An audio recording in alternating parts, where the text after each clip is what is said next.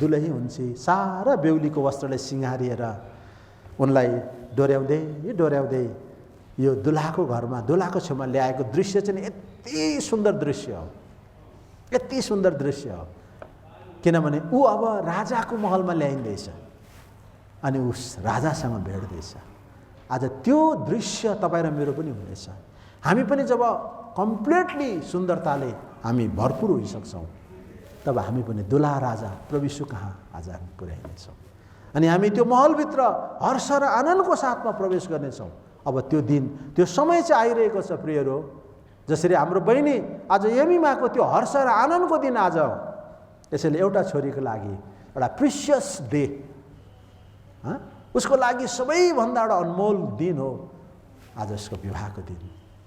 उसका साथीहरू आउँछन्, सहेलीहरू आउँछन्, उसको आज यो दिन एउटा उसको लागि विशेष दिन हो, विशेष दिन हो। किनभने आज उसलाई सबैले सम्मान गर्छन्। यसकारण हामीले भाइ बरु यहाँनिर ल्याउँदाखेरि मण्डली उठेन, हो कि भन्नुहोस् त। तर बहिनी ल्याउँदा हामी सबै के गर्यौँ? उठ्यौँ। यो प्रिसियस डे हो नि उसको लागि। सबैले उठेर आदर दिन्छ, सबले सम्मान दिन्छ। आज त्यो सम्मान र आदरको दिन हाम्रो आइरहेको छ प्रिय, त्यसो बादल। यसै कारण त्यो दिनको निम्ति हामी एउटा परमेश्वरको सुन्दरताले सिँगारिनु। अहिले नै कहाँ कहाँ हामी कुरूप भएका छौँ, हाम्रो परिवारहरू कहाँ कहाँ नराम्रो शत्रुले पारेको छ, त्यो सबै कुराहरूलाई आज हटाएर अब हामीले आफैलाई सुन्दरतामा सिँगार्नु अनि आफैलाई सुन्दर रूपमा आज परमेश्वरको सामु प्रस्तुत गर्नुको लागि आज हामी तयार हुनु परेको छ।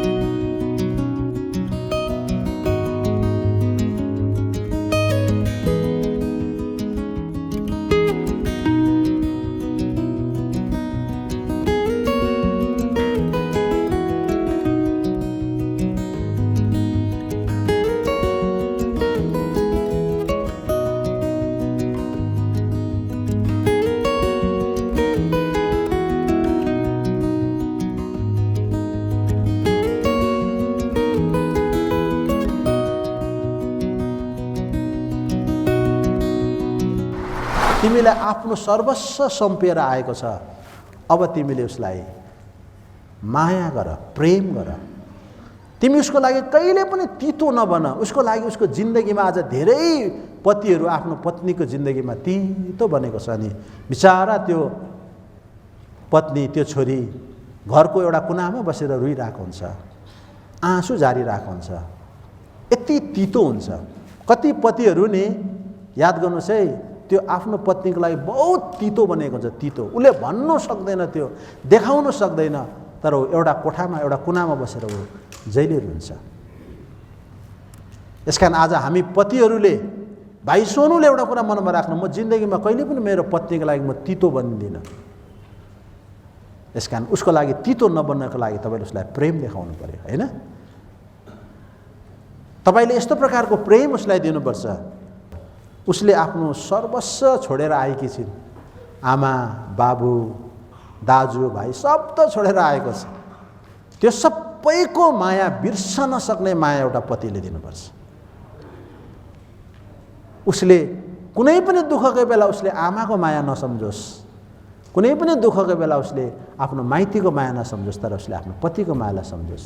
यदि मेरो श्रीमान यहाँ भएको भए, त्यस प्रकारको प्रेम यदि हामीले हाम्रो पत्नीलाई दियौँ भनेदेखि कसरी त्यो घर भत्किन सक्छ, कसरी त्यो पत्नीले त्यो पतिलाई त्याग्छ, कसरी छोड्नु सक्छ, त्यो प्रश्नै उठ्दैन, प्रश्नै उठ्दैन।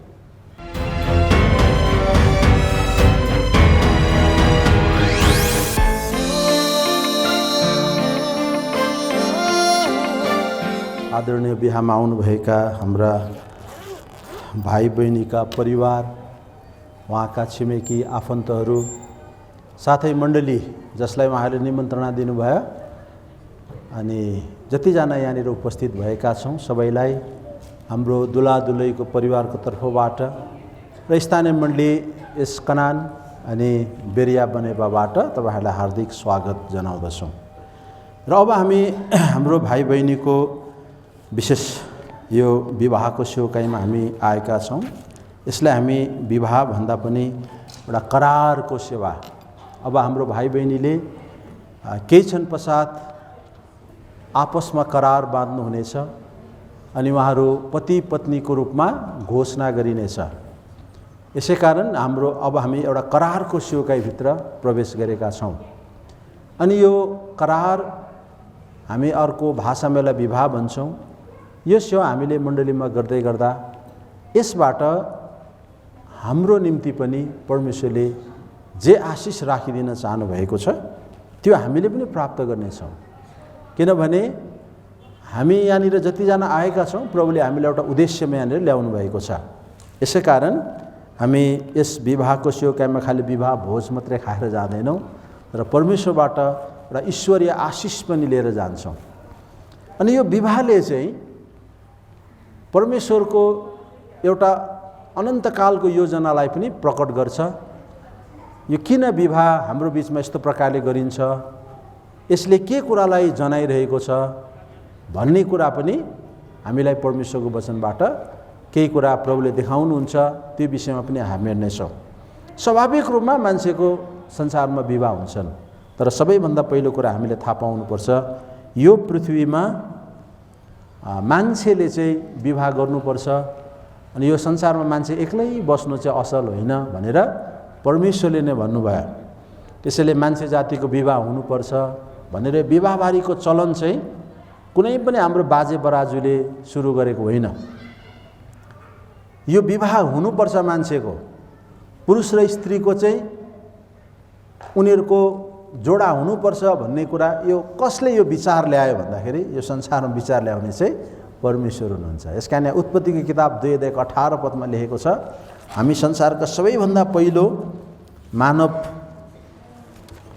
जसलाई हामी आदम भनेर चिन्छौँ, अनि उहाँको सन्दर्भमा यस्तो कुरा गरिएको छ जब उनी एक्लै थिए सृष्टि गर्दा, अनि उहाँको लागि चाहिँ परमेश्वरले एउटा जोडी बनाइदिएको छ। 2:18 कुरा लेखेको छ, अनि परमप्रभु परमेश्वरले भन्नुभयो मानिस अर्थात् आदम एक्लो रहन असल होइन, तिनका निम्ति म तिनीसँग मेल खाने एउटा सहयोगी बनाउने छु। अनि परमप्रभु परमेश्वरले मैदानका हरेक पशु र आकाशका हरेक पक्षीलाई भुइँबाट रच्नुभयो। अनि आदमले तिनीहरूको के नाम राख्दा रहेछन् सो हेर्नलाई तिनीहरूलाई तिनी कहाँ ल्याउनु भयो। अनि आदमले हरेक जीवित प्राणीलाई जे नाम दिए त्यसको त्यही नाम रह्यो। अनि आदमले सबै घरेलु पशुहरूको आकाशका पक्षीहरूको र वनका सबै पशुहरूको नाम राखे। तर आदमका निम्ति तिनीसँग मेल खाने सहयोगी पाइएन। त्यसकारण यो चाहिँ परमेश्वरले नै के गर्नुभयो, यो मान्छे चाहिँ एक्लै बसिरहनु राम्रो होइन। यसकारण यो मान्छेको लागि चाहिँ एउटा जोडी चाहिन्छ। अनि त्यो जोडी पनि कस्तो चाहिन्छ, योसँग सुहाउँदो चाहिन्छ भनेर आज उहाँले हेर्नुभयो सृष्टिमा गरेका सबै पशुहरूलाई आदमको अगाडि ल्याए। हात्ती, घोडा, जिराफ है, अनि बाँदर, थुप्रै संसारमा भएका सबै पशुहरू ल्याइए। कुनै पनि यो मान्छेसँग चाहिँ मेल खाएन। यसैले परमेश्वरले होइन, यो मान्छेको लागि त अब एउटा सहयोगी चाहियो, योसँग मिल्ने चाहियो। यसकारण अब परमेश्वरले त्यसपछि मान्छेलाई चाहिँ त्यही मान्छे जसको नाम आदम हो उसकै करङबाट निकालेर एउटा अर्को मान्छे अर्थात् एउटा स्त्री बनाउनु भयो। यसका यहाँनिर तल लेखेको छ, अब 21 पदमा भन्छ, अनि परमप्रभु परमेश्वरले आदमलाई गहिरो निन्द्रामा पार्नुभयो र तिनी सुते। अनि उहाँले तिनका करङहरूमध्ये एउटा निकाल्नुभयो र त्यस ठाउँमा मासु भरिदिनु भयो। अनि परमप्रभु परमेश्वरले जुन चाहिँ करङलाई आदमबाट निकाल्नु भएको थियो त्यसलाई एउटा स्त्री बनाउनु भयो र उसलाई आदम कहाँ ल्याउनु भयो। अनि आदमले भने, यो त मेरो हाडहरूको हाड र मेरो मासुको मासु हो। ऊ नारी भनिनेछ किनकि ऊ नरबाट निकालिएकी हो। अनि यहाँनिर 24 पदले भन्छ, यसै कारण मानिसले आफ्ना बाबुलाई र आफ्नी आमालाई छोड्नेछ र आफ्नी पत्नीसँग टाँसिनेछ र तिनीहरू एउटै शरीर हुनेछन्। अनि ती दुवै नाङ्गा थिए, आदम र तिनका पत्नी, तर लाज लजाउँदैनथे। यसरी परमेश्वरले सृष्टिमा सबैभन्दा पहिलो विवाह चाहिँ हाम्रो आदि पुर्खा, हाम्रो आदि पिताको र हाम्रो माताको बिचमा उहाँले विवाह गरिदिनु भयो।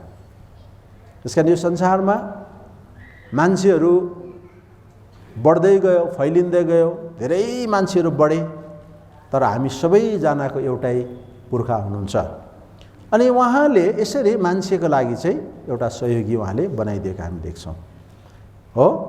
र एउटा अचम्मको कुरा चाहिँ के कुरा हामीले बुझ्नुपर्छ भने, पृथ्वीका हरेक पुरुषहरू त्यो संसारका जतिसुकै ज्ञानी, जतिसुकै महान, जतिसुकै बलिष्ठ भए पनि स्त्रीबाट नै जन्मिएको हुन्छ।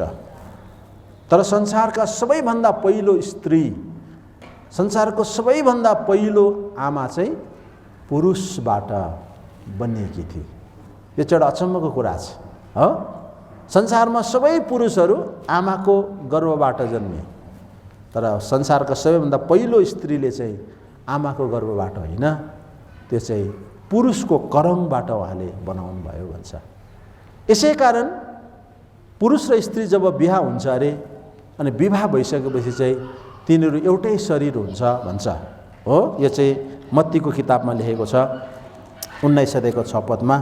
यहाँनिर यो भनेको छ, यसै कारण तिनीहरू अब उसो दुई होइन तर एउटै हुन्। यसकारण जसलाई परमेश्वरले एकसाथ जोड्नु भएको छ त्यसलाई मानिसले अलग नपारोस्। यसै कारण जब विवाह भइसकेपछि चाहिँ अब त्यो अघि एउटा स्त्री थियो, एउटा पुरुष थियो, दुईजना थियो, तर बिहा गरिसकेपछि तिनीहरू एउटै भनेर गनिन्छ। किन? त्यो पुरुषबाटको त्यो करङ, त्यो हाड भएको हुनाले गर्दाखेरि अब तिनीहरू चाहिँ फेरि एकै ठाउँ जोडिन्छ हो। त्यसैले एउटा परिवार होइन, एउटा घराना भनेर हामी भन्छौँ।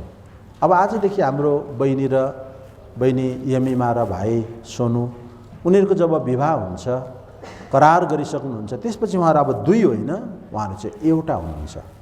अब एउटै उहाँहरू शरीर हुनेछ र उनीहरूले आफ्नो बाबामा छोड्छन् अरे, तर आफ्नो पत्नीसँग मिलिरहन्छ भन्छ यसै कारण परमेश्वरले मान्छेलाई अर्थात् संसारका पहिलो स्त्रीलाई चाहिँ पुरुषबाट निकालिएको हो भन्ने एउटा प्रमाण चाहिँ यहाँनिर प्रभुले पछिबाट सिद्ध गर्यो। यसै कारण हामी विवाह गर्छौँ, विवाह नगरिन्जेलसम्म हामी भिन्न भिन्न ठाउँमा हुन्छौँ, तर बिहा गरिसकेपछि अटोमेटिकली हामी के हुन्छौँ, एक ठाउँमा बस्न थाल्छौँ। अब हामी एक भएर रहन्छौँ। अनि जब यसरी परमेश्वरले जोडिदिनुहुन्छ अनि ती जोडिदिएको जोडीलाई चाहिँ संसारमा कसैले पनि नछुटाउनु, कसैले पनि त्यसलाई अलग नगर्नु भन्छ। यसै कारण याद गर्नुहोस्, यो संसारमा यो बिहाको प्रचलन भन्ने कुरा चाहिँ संसारमा कुनै पनि मान्छेले, कुनै पनि व्यक्तिले ल्याएको होइन रहेछ। र त परमेश्वरले नै मान्छे एक्लो रहनु असल होइन, यसको लागि चाहिँ अब एउटा है सहयोगी हुनुपर्छ। अनि त्यसको निम्ति चाहिँ एउटा स्त्री परमेश्वरले बनाउनु भयो। अनि त्यो स्त्री र त्यो पुरुषको विवाह भएपछि अब तिनीहरू चाहिँ एउटा हुनेछ। यसैले अब हामी हाम्रो भाइ बहिनीलाई आज एक गराउनका लागि यहाँनिर भेला भएका छौँ हो। र अब यो विवाहले चाहिँ आज हामीलाई थुप्रो सन्देश दिन चाहेको छ। यसै कारण यो विवाहको साक्षी अब तपाईँ र म यहाँनिर आएका छौँ। तर सबैभन्दा पहिला अब यो दुईजनाको बिचमा जुन विवाह हुन्छ, यो विवाहको साक्षी चाहिँ को हुनुहुन्छ? अब हामी मलाकीको किताब पढ्नुपर्छ। यसका लागि चाहिँ मलाकीको किताब 2 अध्याय। किन परमेश्वरले मान्छेलाई विवाह गरिदिनु भयो अनि किन मान्छेको विवाह गरिसकेपछि चाहिँ उनीहरू चाहिँ किन आज एकसाथ बस्नुपर्छ, यहाँनिर हामी त्यसको साक्षी परमेश्वर बस्नुभएको कुरा देख्छौँ। हामी मलाकीको किताब 2 अध्याय, हामी मलाकीको किताब 2 अध्यायको हामी 14 पददेखि लिएर हामी यसलाई 16 पदसम्म पढ्दैछौँ। तरै पनि तिमीहरू भन्छौ यो किनभने परमप्रभु तिमी र तिम्रो जवानीको पत्नीको बिचमा साक्षी हुनुभएको छ। जुन पत्नीसित तिमीले विश्वासघात गरेका छौ, तर ऊ त तिम्री जवान जीवनसाथी र तिम्रो बाछाकी पत्नी हो। के उहाँले एउटैलाई मात्र बनाउनु भएन र जबकि उहाँसँग आत्माको रहल भाग थियो? अनि किन त्यस एउटालाई मात्र? किनकि उहाँले ईश्वरीय सन्तानलाई खोज्नुहुन्छ। यसै कारण आफ्नो आत्माको विषयमा होशियार हो र कसैले आफ्नो जवानीका पत्नीसित विश्वासघात नगरोस्। किनकि परमप्रभु इजरायलको परमेश्वर भन्नुहुन्छ, उहाँ पत्नी त्यागलाई घृणा गर्नुहुन्छ। किनकि यस्तो मानिसले आफ्नो वस्त्रले अत्याचारलाई ढाक्दछ।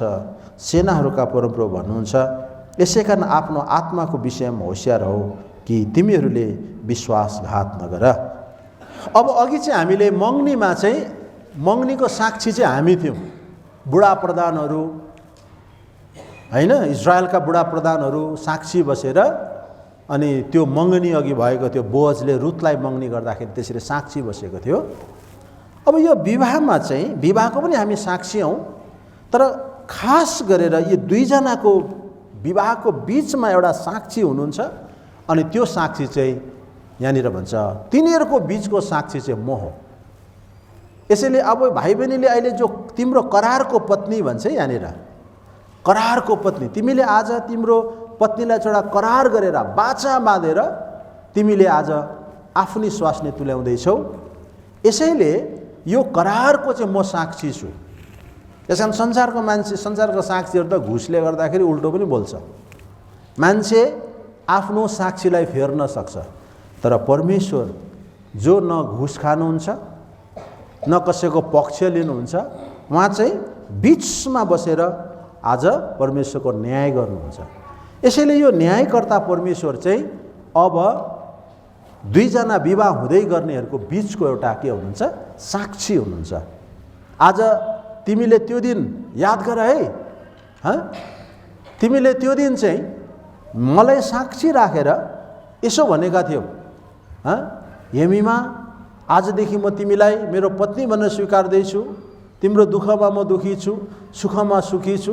तिमीलाई मृत्युले बाहेक अरू कुनै कुराले मबाट अलग गर्ने छैन। यस्तो यस्तो भनेर तिमीले करार गरेको होइन, त्यो करारलाई मैले सम्झिरहेको छु, मैले सुनेको छु, मलाई थाहा छ भनेर प्रभुले आज भाइ सोनुलाई पटक पटक भन्नुहुनेछ। अनि बहिनी हेमीमाले पनि करार गरेको हुन्छ। अनि बहिनीलाई पनि भन्छ, तिमी हेमीमा तिमीले सोनुलाई मेरो पति भनेर स्वीकारेको होइन, म तपाईँको लागि आफैलाई म समर्पण गर्छु भनेको होइन। यसैले याद गरे त्यो साक्षीलाई चाहिँ मैले सम्झिरहेको छु भन्छ। परमेश्वर चाहिँ नि हाम्रो विवाहको साक्षी हुनुहुन्छ। यसै कारण यहाँनिर के भनेको छ भने जब तिमीहरूको बिचमा विवाह हुन्छ, परमेश्वरले आज हरेक पुरुषको लागि उसको निम्ति एउटा शरीर, एउटा सहयोगी चाहिँ उसकै शरीरको रूपमा उहाँले बनाइदिएको पत्नी हुन्छ। अनि त्यो पत्नीलाई विवाह गरेपछि उसलाई त्याग्ने अनुमति कुनै पनि बहानामा परमेश्वरले दिनुहुन्न। नयाँ नियममा एउटा कुरा हामी कति विश्वासीले पनि पक्रिन्छौँ, व्यभिचारमा त त्याग भनेको छ भन्छ। तर त्यो कुराको सन्दर्भमा पनि प्रभुले भन्नुभयो यो चाहिँ मोसाले तिमीहरूको हृदय कठोर भएको हुनाले गर्दा भनेको भनेर भन्छ। यसैले पत्नी त्याग भन्ने कुरा, यो छोडपत्र भन्ने कुरा चाहिँ नि आज परमेश्वरले हामीलाई चाहिँ अनुमति दिनुहुन्न। एकपल्ट एउटा पुरुषले बिहा गरेपछि उसको जिन्दगी उसैसँग बित्नुपर्छ, उसैसँग बित्नु पर्यो।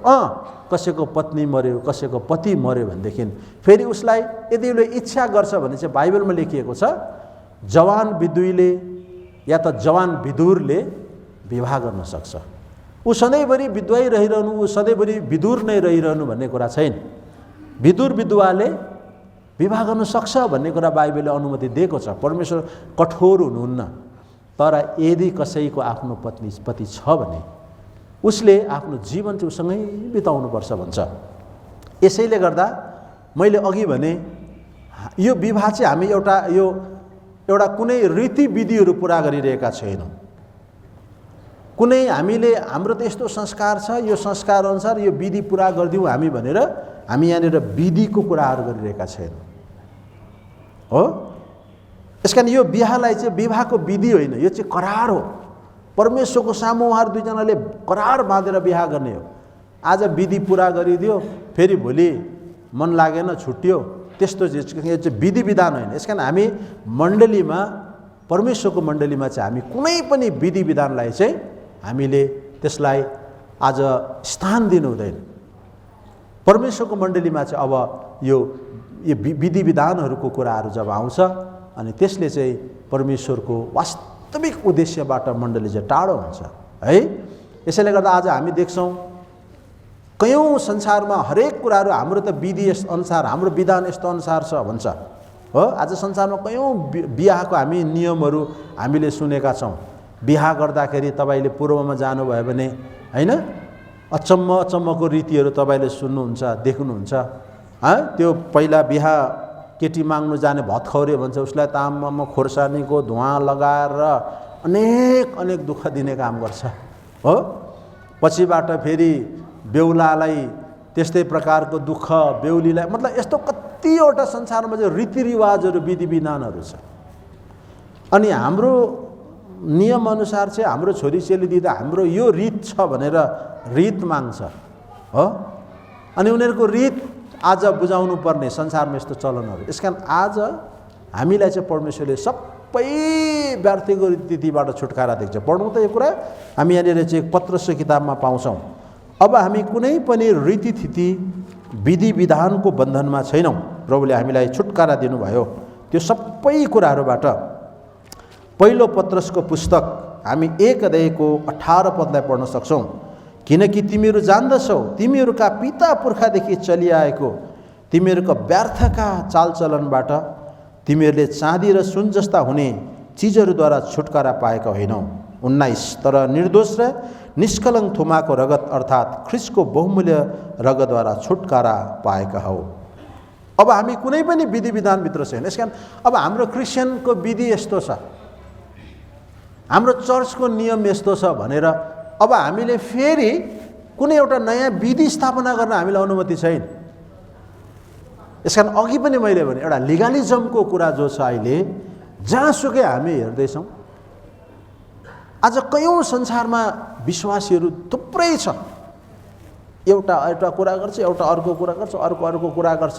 एउटा सैद्धान्तिक कुराहरूको ओकलत मान्छेले गर्छ, एउटा सैद्धान्तिकवादी भयो, सिद्धान्तवादी भयो मान्छेहरू।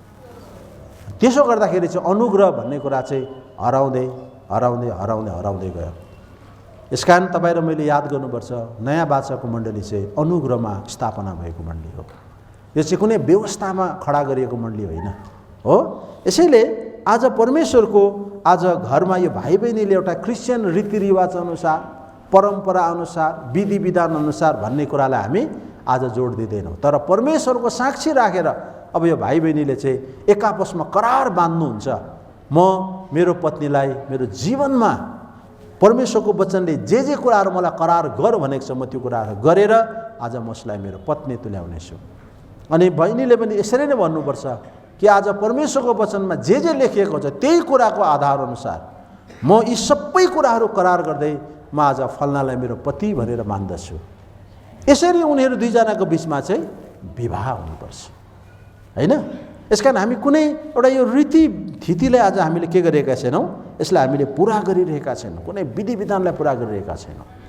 तर परमेश्वरले आज यो जोडी चाहिँ परमेश्वरले किन संसारमा बाइबलमा आज मान्छेको बिचमा विवाह हुनु, परमेश्वरले किन आज एउटै मान्छे हुनाउँदै भइहाल्थ्यो त, किन मान्छेले परिवार परमेश्वरले बनाउनु भयो, किन सन्तान आज संसारमा परमेश्वरलाई चाहियो। यसकारण उहाँले यो संसारबाट चाहिँ नि मान्छे जातिबाट एउटा स्त्री र पुरुष जब उनीहरू एक हुन्छ, एउटा फ्यामिली एउटा परिवार हुन्छ, त्यहाँबाट जन्म भएका सन्तानहरूले चाहिँ यो संसारमा परमेश्वरको प्रशंसा गरून्, तिनीहरू चाहिँ ईश्वरीय सन्तानहरू हुन्, परमेश्वरको भक्ति गर्ने मान्छेहरू हुन् भन्ने इच्छा राखेर परमेश्वरले यस संसारमा विवाहहरू गरिदिए हो। तर आज हामी देख्छौँ यो संसारमा हेर्नुहोस् त, यति साह्रो विवाह चाहिँ अहिले के भएको छ, खेलाञ्ची भएको छ। डिभोर्स भन्ने कुरा यति साह्रो लापरवाही भएको छ अहिले त। हाम्रो पहिला हामी पश्चिमा देशहरूमा त्यस्तो हुन्थ्यो भन्छ, तर अहिले त हाम्रै ठाउँमा पनि यति धेरै आज त्यागपत्रहरू छ, कतिले मुद्दा खेपिरहेको छ। मतलब छोडपत्र यति धेरै किन भइरहेको छ, किनभने मान्छेले यो करारलाई चाहिँ बिर्स्यो। यसकारण संसारमा कस्तो खालको बिहा गर्न थाले मान्छेले, कन्ट्याक्ट म्यारिज भन्छ क्या, सम्झौताको विवाहहरू गर्न थाल्यो। तैँले यति गर म पनि तँलाई यति गरिदिन्छु भनेर मान्छेले सम्झौताको बिहा गर्न थाले हो। संसारमा मान्छेले आज एउटा विधि विधान मात्रै पुरा गरेर बिहा गर्न थाले, विधि विधानको बिहा गर्न थाले। तर यो करार भन्ने कुरालाई बिर्स्यो। अरे मैले त उसलाई बिहा गर्दा त मैले ईश्वरलाई साक्षी राखेर करार पो गरेको छु त, मैले आज उनलाई धोका दिनु भनेको ईश्वरको सामु बाँधेको करारलाई भङ्ग गर्नु हो, परमेश्वरको सामु बाँधेको करारलाई उल्लङ्घन गर्नु हो भन्ने कुरा बिर्सिन्छ। अनि सजिलैसँग खै छोरीले मन पराएन अरे अब के गर्नु, छोरी मान्छेको राइट छ यहाँ त भनेर बाबुआमाले पनि छुट्टिने सल्लाह दिन्छ हो। छोराले खै अब इच्छा गरेन त घर चलेन, अनि कतिले बाबुआमाले नै छोरालाई पनि सल्लाह दिन्छ, अनि बाबुआमा त्यो विवाह आज तोडिनेमा उनीहरू पनि सहभागी बन्छ। आज हामीले संसारमा यदि हेऱ्यौँ भनेदेखि आज यति धेरै यस्ता डिभोर्सको घटनाहरू घट्दैछ हो।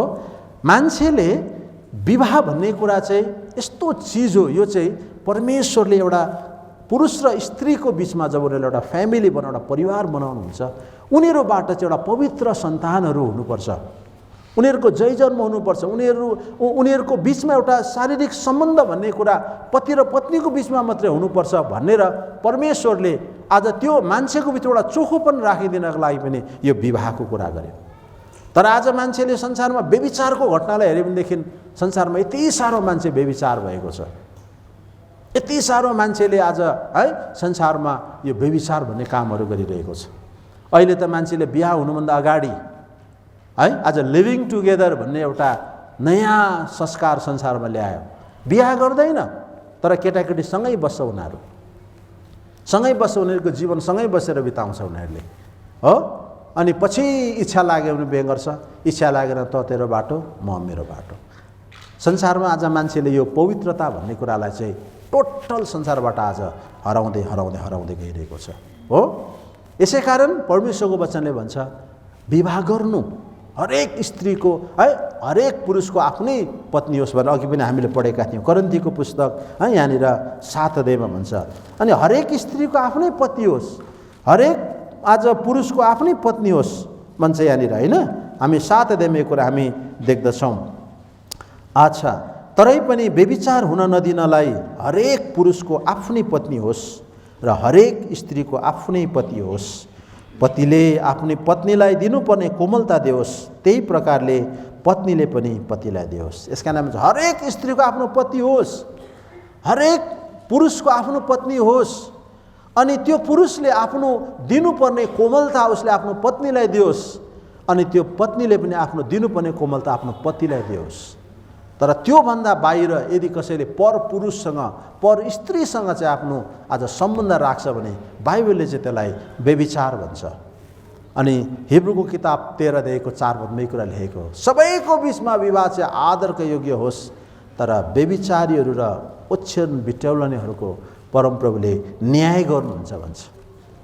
यो कति आज परमेश्वरको आज सख्त मान्छेलाई आज चेतावनी छ यो कुरा चाहिँ। यो कुरा हामी यहाँनिर देख्छौँ, विवाह सबैको बिचमा आदरको योग्य मानियोस् र ओछ्यान निष्कलङ्क रहोस्, तर व्यभिचारीहरू र परिस्त्रीगामीहरूलाई परमेश्वरले न्याय गर्नुहुनेछ। हेर्नुहोस् त, यहाँनिर परमेश्वरले न्याय गर्नुहुन्छ त। यसैले गर्दा आज हरेकले विवाह गरोस्, उसको आफ्नै पत्नी होस्। यदि कसैको पति मरेको छ भने उसले विवाह गरोस् भन्छ, कसैले आफ्नो पत्नीमा उसले विवाह गरोस्, तर उसले व्यभिचार जस्तो काम नगरोस्, जसले ऊ परमेश्वरको दृष्टिमा ऊ दोषी ठहरिनेछ। तर यो संसारमा यो चिज त आज एकदम कमन कुरा भयो, यो साधारण कुरा भयो। मान्छेलाई अहिले यो व्यभिचार भन्ने कुरा त यति साधारण कुरा भयो। संसारमा मान्छेहरू आज उनीहरू आफैले आफैलाई बुद्धिमान सम्झेर मान्छेलाई यति धेरै अधिकार दिनतिर गए, उनीहरूले परमेश्वरको आज विधानलाई, परमेश्वरको कुरालाई चाहिँ बिर्सिदिए। यसै कारण आज हामीले याद गर्नुपर्छ, हामीले विवाह चाहिँ एउटा दस्तुरी पुरा गर्दै छैनौँ, तर यो चाहिँ एउटा पक्का परमेश्वरलाई साक्षी राखेर आज गरिने विवाह हो। यसकारण आज हाम्रो भाइ र बहिनीले चाहिँ याद गर्नुहोस्, तपाईँहरूले कुनै पनि बहानामा, हाम्रो भाइ सोनुले कुनै पनि एबिसिडी बहानामा तपाईँले बहिनीलाई आज त्याग्नु पाउनुहुन्न। र यो चाहिँ परमेश्वरलाई आज तपाईँले साक्षी राखेर भन्नुपर्छ। यसकारण यहाँ भन्छ, तिमीहरूको जवानीको पत्नीलाई तिमीले कहिले पनि पत्नी त्याग गर्ने अनुमति दिन्न, किनभने म तिमीहरूको बिचमा साक्षी छु हो। र बहिनी यमिमाले पनि याद गर्नुपर्छ, तपाईँले कुनै पनि बहानामा अब तपाईँले आफ्नो पति, जसलाई आज तपाईँले पति भनेर मान्दै हुनुहुन्छ, उहाँलाई तपाईँलाई त्याग्ने, छोडपत्र गर्ने तपाईँलाई अधिकार दिएको छैन है, तपाईँलाई अनुमति छैन। त्यसकारण तपाईँहरूको जीवन अब यसरी नै बित्नुपर्छ पति पत्नीको बिचमा हो। अब तपाईँहरूको परिवारले चाहिँ, हामी सारा मण्डलीको जिम्मा यो भन्छ, अब यो परिवार यस्तो परिवार होस् जुन परिवार परमेश्वरले एउटा उद्देश्यले जोड्नु भएको छ। यो परिवारद्वारा चाहिँ आज संसारमा यस्तो राम्रो राम्रो ईश्वरीय सन्तानहरू जन्मोस्, जसले चाहिँ पृथ्वी तलमा परमेश्वरको महिमा गर्न सकोस्। तर आज हामी के देख्दैछौँ, यो करारको विवाहलाई चाहिँ मान्छेले एकदमै यसलाई हल्का बनाउन थाले। विधि विधान जस्तो मण्डलीमा विधानहरू चाहिँ कडाइको साथमा गर्न थाल्यो, तर करारलाई चाहिँ मान्छेले आज त्यसलाई हल्का हल्का हल्का बनाउँदै लग्यो।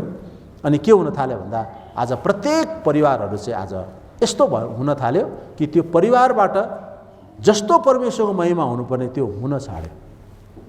यसैले परमेश्वरको वचनले भन्छ, एउटा असल परिवार छ भने भविष्यमा त्यहाँनिर एउटा असल मण्डली स्थापना हुनसक्छ।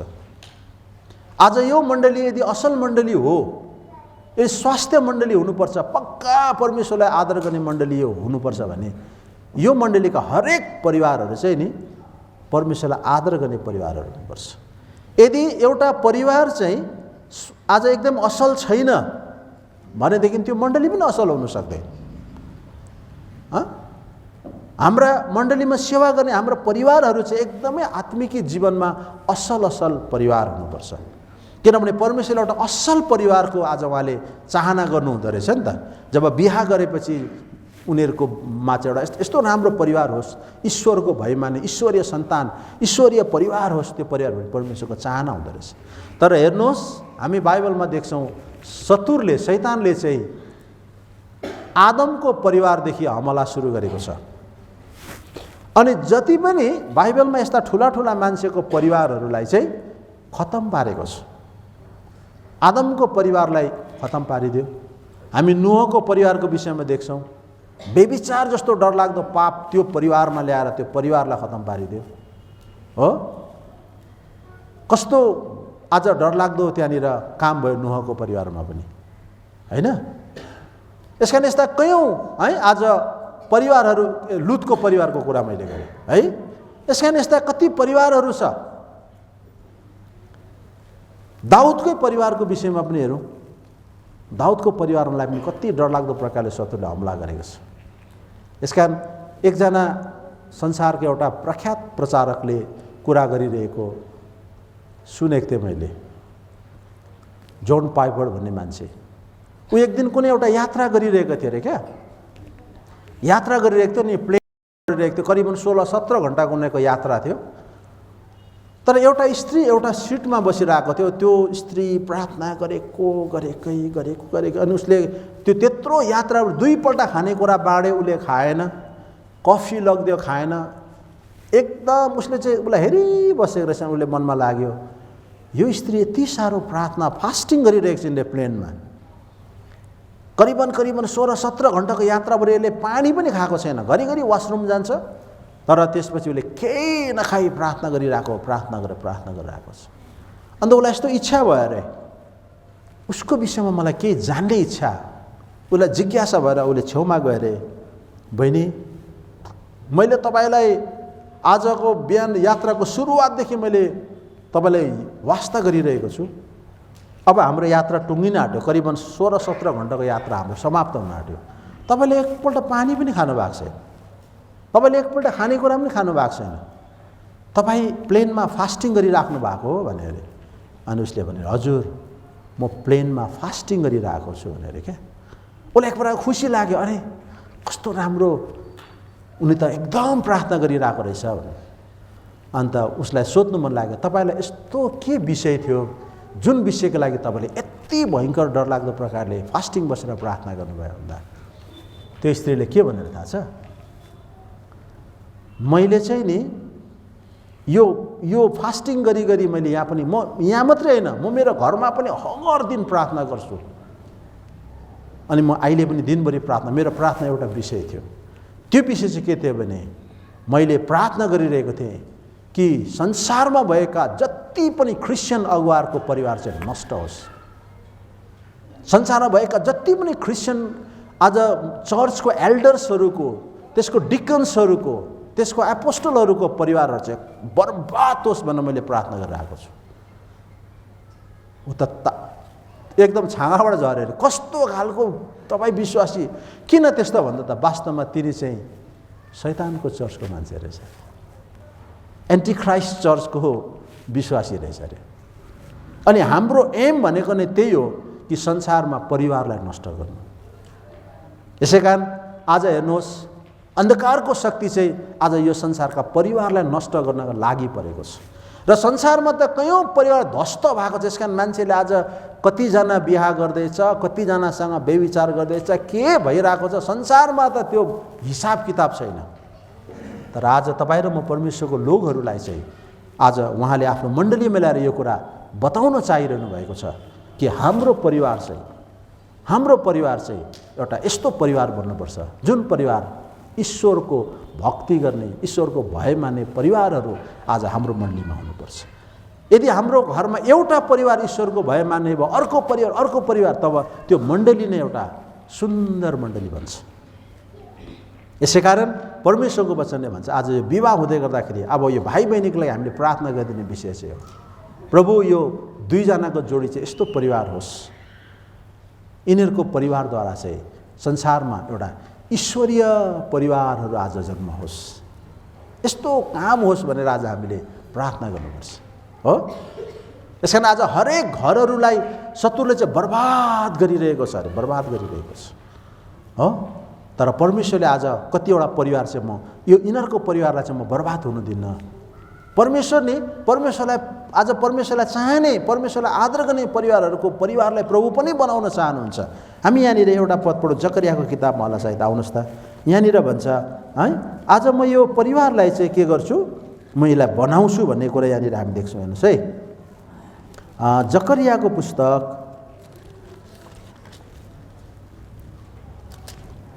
किनभने आज परमेश्वरले संसारमा 10 अध्याय, जकरियाको पुस्तक 10 अध्यायको म 6 र 7 पद पढ्दैछु है। अनि म यहुदाको घरानालाई बलियो तुल्याउनेछु र यूसुफको घरानालाई बचाउनेछु, अनि म तिनीहरूलाई फर्काएर ल्याउनेछु, किनभने मैले तिनीहरूमाथि कृपा देखाएको छु, अनि तिनीहरू मानौ मैले तिनीहरूलाई कहिले अफालेको थिइनँ जस्ता हुनेछन्, किनकि म परमप्रभु तिनीहरूको परमेश्वर हुँ, अनि म तिनीहरूको पुकार सुन्नेछु। अच्छा, यो 6 मात्रै पढेँ मैले। यहाँनिर भन्छ म चाहिँ अब यहुदाको घरानालाई, यूसुफको घरानालाई चाहिँ म आज बनाउँछु म। यसकारण आज परमेश्वरले यूसुफको घराना र यहुदाको घरानालाई किन परमेश्वरले बनाउन चाहनुभयो? अनि साँच्चै नै परमेश्वरले यो यहुदाको घरानालाई, यूसुफको घरानालाई बचाउँछु किन भन्नुभयो? परमेश्वरले एउटा उद्देश्य राखेको थियो त्यो परिवारमा। यही यहुदाको परिवारबाट संसारमा ईश्वरको सन्तान अर्थात् प्रभु यीशु मसीह संसारमा आउनु पर्यो। संसारमा प्रभु यीशु मसीह यहुदीहरूको बीचबाट आउनुभयो। यहुदाको घरानाबाट संसारमा परमेश्वर एउटा पृथ्वी तलमा उहाँ चाहिँ आज प्रकट हुनुभयो। सारा संसारको उद्धार गर्ने उद्धारकर्ता यो यहुदाको घराना, यहुदाको कुलबाट संसारमा प्रभु यीशु मसीह आउनुभयो। यसैले प्रभुको कति ठुलो उद्देश्य थियो यहुदाको परिवारमा, कति ठुलो उद्देश्य थियो। त्यसकारण हामी बाइबलमा देख्छौँ यहुदीहरूको विरोधमा यस्ता कयौँ प्रकारको षड्यन्त्रहरू यहाँनिर भए। फिरौन आज यहुदीहरूको इजरायलीहरूको विरोधमा निस्के, हामान निस्के, यस्ता थुप्रै मान्छेहरू निस्के, संसारका ठुला ठुला मान्छेहरू जसले चाहिँ यो घराना, यो यहुदीहरूको चाहिँ नाम निशाना मेटाउनुपर्छ भनेर उनीहरू लागि परे। उनीहरू यस्तो प्रकारले लागे यिनीहरूलाई खत्तम पार्नुपर्छ भने, तर परमेश्वरले भन्नुभयो अह, म यहुदाको घरानालाई चाहिँ बचाइ नै राख्नेछु, म बलियो पार्छु यिनीहरूलाई, किनभने यसकै घरानाबाट संसारमा चाहिँ आज एउटा ईश्वरको पुत्र अर्थात् प्रभु यीशु मसीह संसारमा आउनुपर्छ। शैतानले लाख कोसिस गरे, शैतान विफल भयो। अन्त्यमा आएर प्रभु यीशु मसीह यहुदाको घरानाबाट, दाउदको परिवारबाट, यूसुफको घरानाबाट, उसको वंशजबाट संसारमा आज परमेश्वरको पुत्र पृथ्वी तलमा आए र सारा संसारको मान्छेको लागि एउटा उद्धारकर्ताको रूपमा उहाँले आफैले संसारमा प्रकट गर्नुभयो। यसैले प्रभुले खालि यहुदाको घरानालाई मात्रै प्रभुले हेर्ने होइन, आज भाइ सोनु र बहिनी यमिमाको परिवारलाई पनि प्रभुले बनाउन चाहनुहुन्छ। तपाईँको हामी सबको परिवारबाट परमेश्वरले हाम्रो परिवारलाई बलियो बनाउन चाहनुहुन्छ, ताकि हाम्रो परिवारबाट प्रभु यीशु ख्रीष्टको जन्म हुनुपर्छ। भन्नुको अर्थ प्रभु यीशु मसीहको प्रकटीकरण हुनुपर्छ, प्रभु यीशु मसीह देखिनुपर्छ, प्रभु यीशु मसीहको प्रचारिनुपर्छ हाम्रो परिवारबाट, हाम्रो फ्यामिलीबाट। प्रभुले यसकारण तपाईँ र मेरो घर हाम्रो परिवारप्रति प्रभुको कत्रो ठुलो उद्देश्य छ। तर एकपल्ट तपाईँ र मैले हाम्रो परिवारलाई हेरौँ, के हाम्रो परिवार साँच्चै नै परमेश्वरको प्रकटीकरण हुने लायकको परिवार छ कि त? त्यो स्त्रीले त्यो प्लेनमा प्रार्थना गरिरहेको थियो, प्रभु यो संसारका ठुल्ठुला लिडर्सहरूको परिवार लथालिङ्गे हुनुपर्छ। यदि तिनीहरूको परिवार लथालिङ्गे भएन भने संसारमा चर्च बलियो हुन्छ। यसकारण पहिला तिनीहरूको परिवार लड्नुपर्छ भन्छ। यसकारण मण्डलीमा आज हामी अगुवाहरूको परिवारलाई चाहिँ शैतानले खत्तम पारिदिन चाहन्छ, गवाई नै हुँदैन। यसकारण जब हाम्रो परिवार खत्तम हुन्छ, याद गर्नुहोस्, परिवार खत्तम हुन्छ नि मण्डली पनि खत्तम भएर जान्छ। यसैले एकजना मान्छेले भनिरहेको थियो, त्यो अमेरिकाको खास घटना हो। 1962 मा अमेरिकाबाट चाहिँ यो लर्ड्स प्रेयर भन्ने चाहिँ स्कुलबाट हटाउनुपर्छ भनेर आन्दोलन भयो अरे बोस्टन सहरबाट। यो लर्ड्स प्रेयर हटाउनुपर्छ, हुँदैन यो स्कुलमा भनेर आन्दोलन भयो। आन्दोलन गरिसकेपछि अब जनताले आन्दोलन गरे, सरकारले हटाइदियो। अब कुनै पनि स्कुलमा लर्ड्स प्रेयर गर्नु हुँदैन, प्रभुको प्रार्थना चाहिँ गरिनु हुँदैन भनेर हटाइदियो। त्यसपछि क्रिस्चियनका लिडर्सहरू, ठुल्ठुला मान्छेहरू चाहिँ त्यसको विरोधमा सरकारकोमा गयो, किन तपाईँहरूले प्रभुको प्रार्थना स्कुलबाट हटाउनु भयो भने। भरे उनीहरूलाई सरकारले के भनेर थाहा छ? हामीले स्कुलबाट यो प्रभुको प्रार्थना हटाउनुभन्दा अगाडि तिमीहरूले आफ्नो आफ्नो घरबाट प्रार्थना हटाइसकेको छौ भन्दा, तिमीहरूको घरबाट तिमीले प्रार्थना हटाएको छौ, के को तिमीहरूलाई स्कुलको प्रार्थनाको चिन्ता भयो? के आज तिमीहरूको घरमा पारिवारिक प्रार्थना हुन्छ? फ्यामिली प्रेयर हुन्छ? उत्तरै छैन। तिमीले आफ्नो घरबाट प्रार्थना हटेको कुरालाई ध्यान देऊ न, तर स्कुलबाट प्रार्थना हट्नु हुँदैन। आज यसकारण हामी त्यस्तो छौँ संसारमा। आज अघि मैले एउटा सैद्धान्तिक बातको कुरा गरेँ नि, हामी यो हुनुपर्छ त्यो हुनुपर्छ भनेर बाहिर हामी त्यो खोज्छौँ, तर हाम्रो घरमा चाहिँ के छ? हाम्रो परिवारमा के छ? आज त्यहाँको मान्छेहरू स्कुलमा प्रार्थना हटाउनु हुँदैन नारा लगाएर गए, तर आफ्नो घरको परिवारमा हटाउनु हुँदैन भनेर किन उसले भनेन? उनीहरूको घरमा फ्यामिली प्रेयर हटेर गइसकेको थियो है। एउटा बाउ र छोरा बसेर सँगै प्रार्थनै गर्दैन, सासू र बुहारी बसेर प्रार्थनै गर्दैन, त्यो सारा परिवार शत्रुले अघि नै खत्तम पारिदिइसकेको थियो। यसकारण कति एउटा लज्जास्पद कुरा भयो ती जसले चाहिँ हुँदैन स्कुलमा चाहिँ। यसकारण आज हामी एउटा मैले अघि भने हाम्रो हकको कुरा गर्छौँ, हाम्रो राइट्स हुनुपर्छ, हामीलाई यो हुनुपर्छ, हामीलाई त्यो हुनुपर्छ, हामीलाई यो दिन छुट्टी हुनुपर्छ, हामीलाई त्यो दिन छुट्टी हुनुपर्छ। आज हामी दिनको छुट्टीको कुरा गरिरहेका छौँ, तर तपाईँले परमेश्वरको लागि के गर्नुहुन्छ?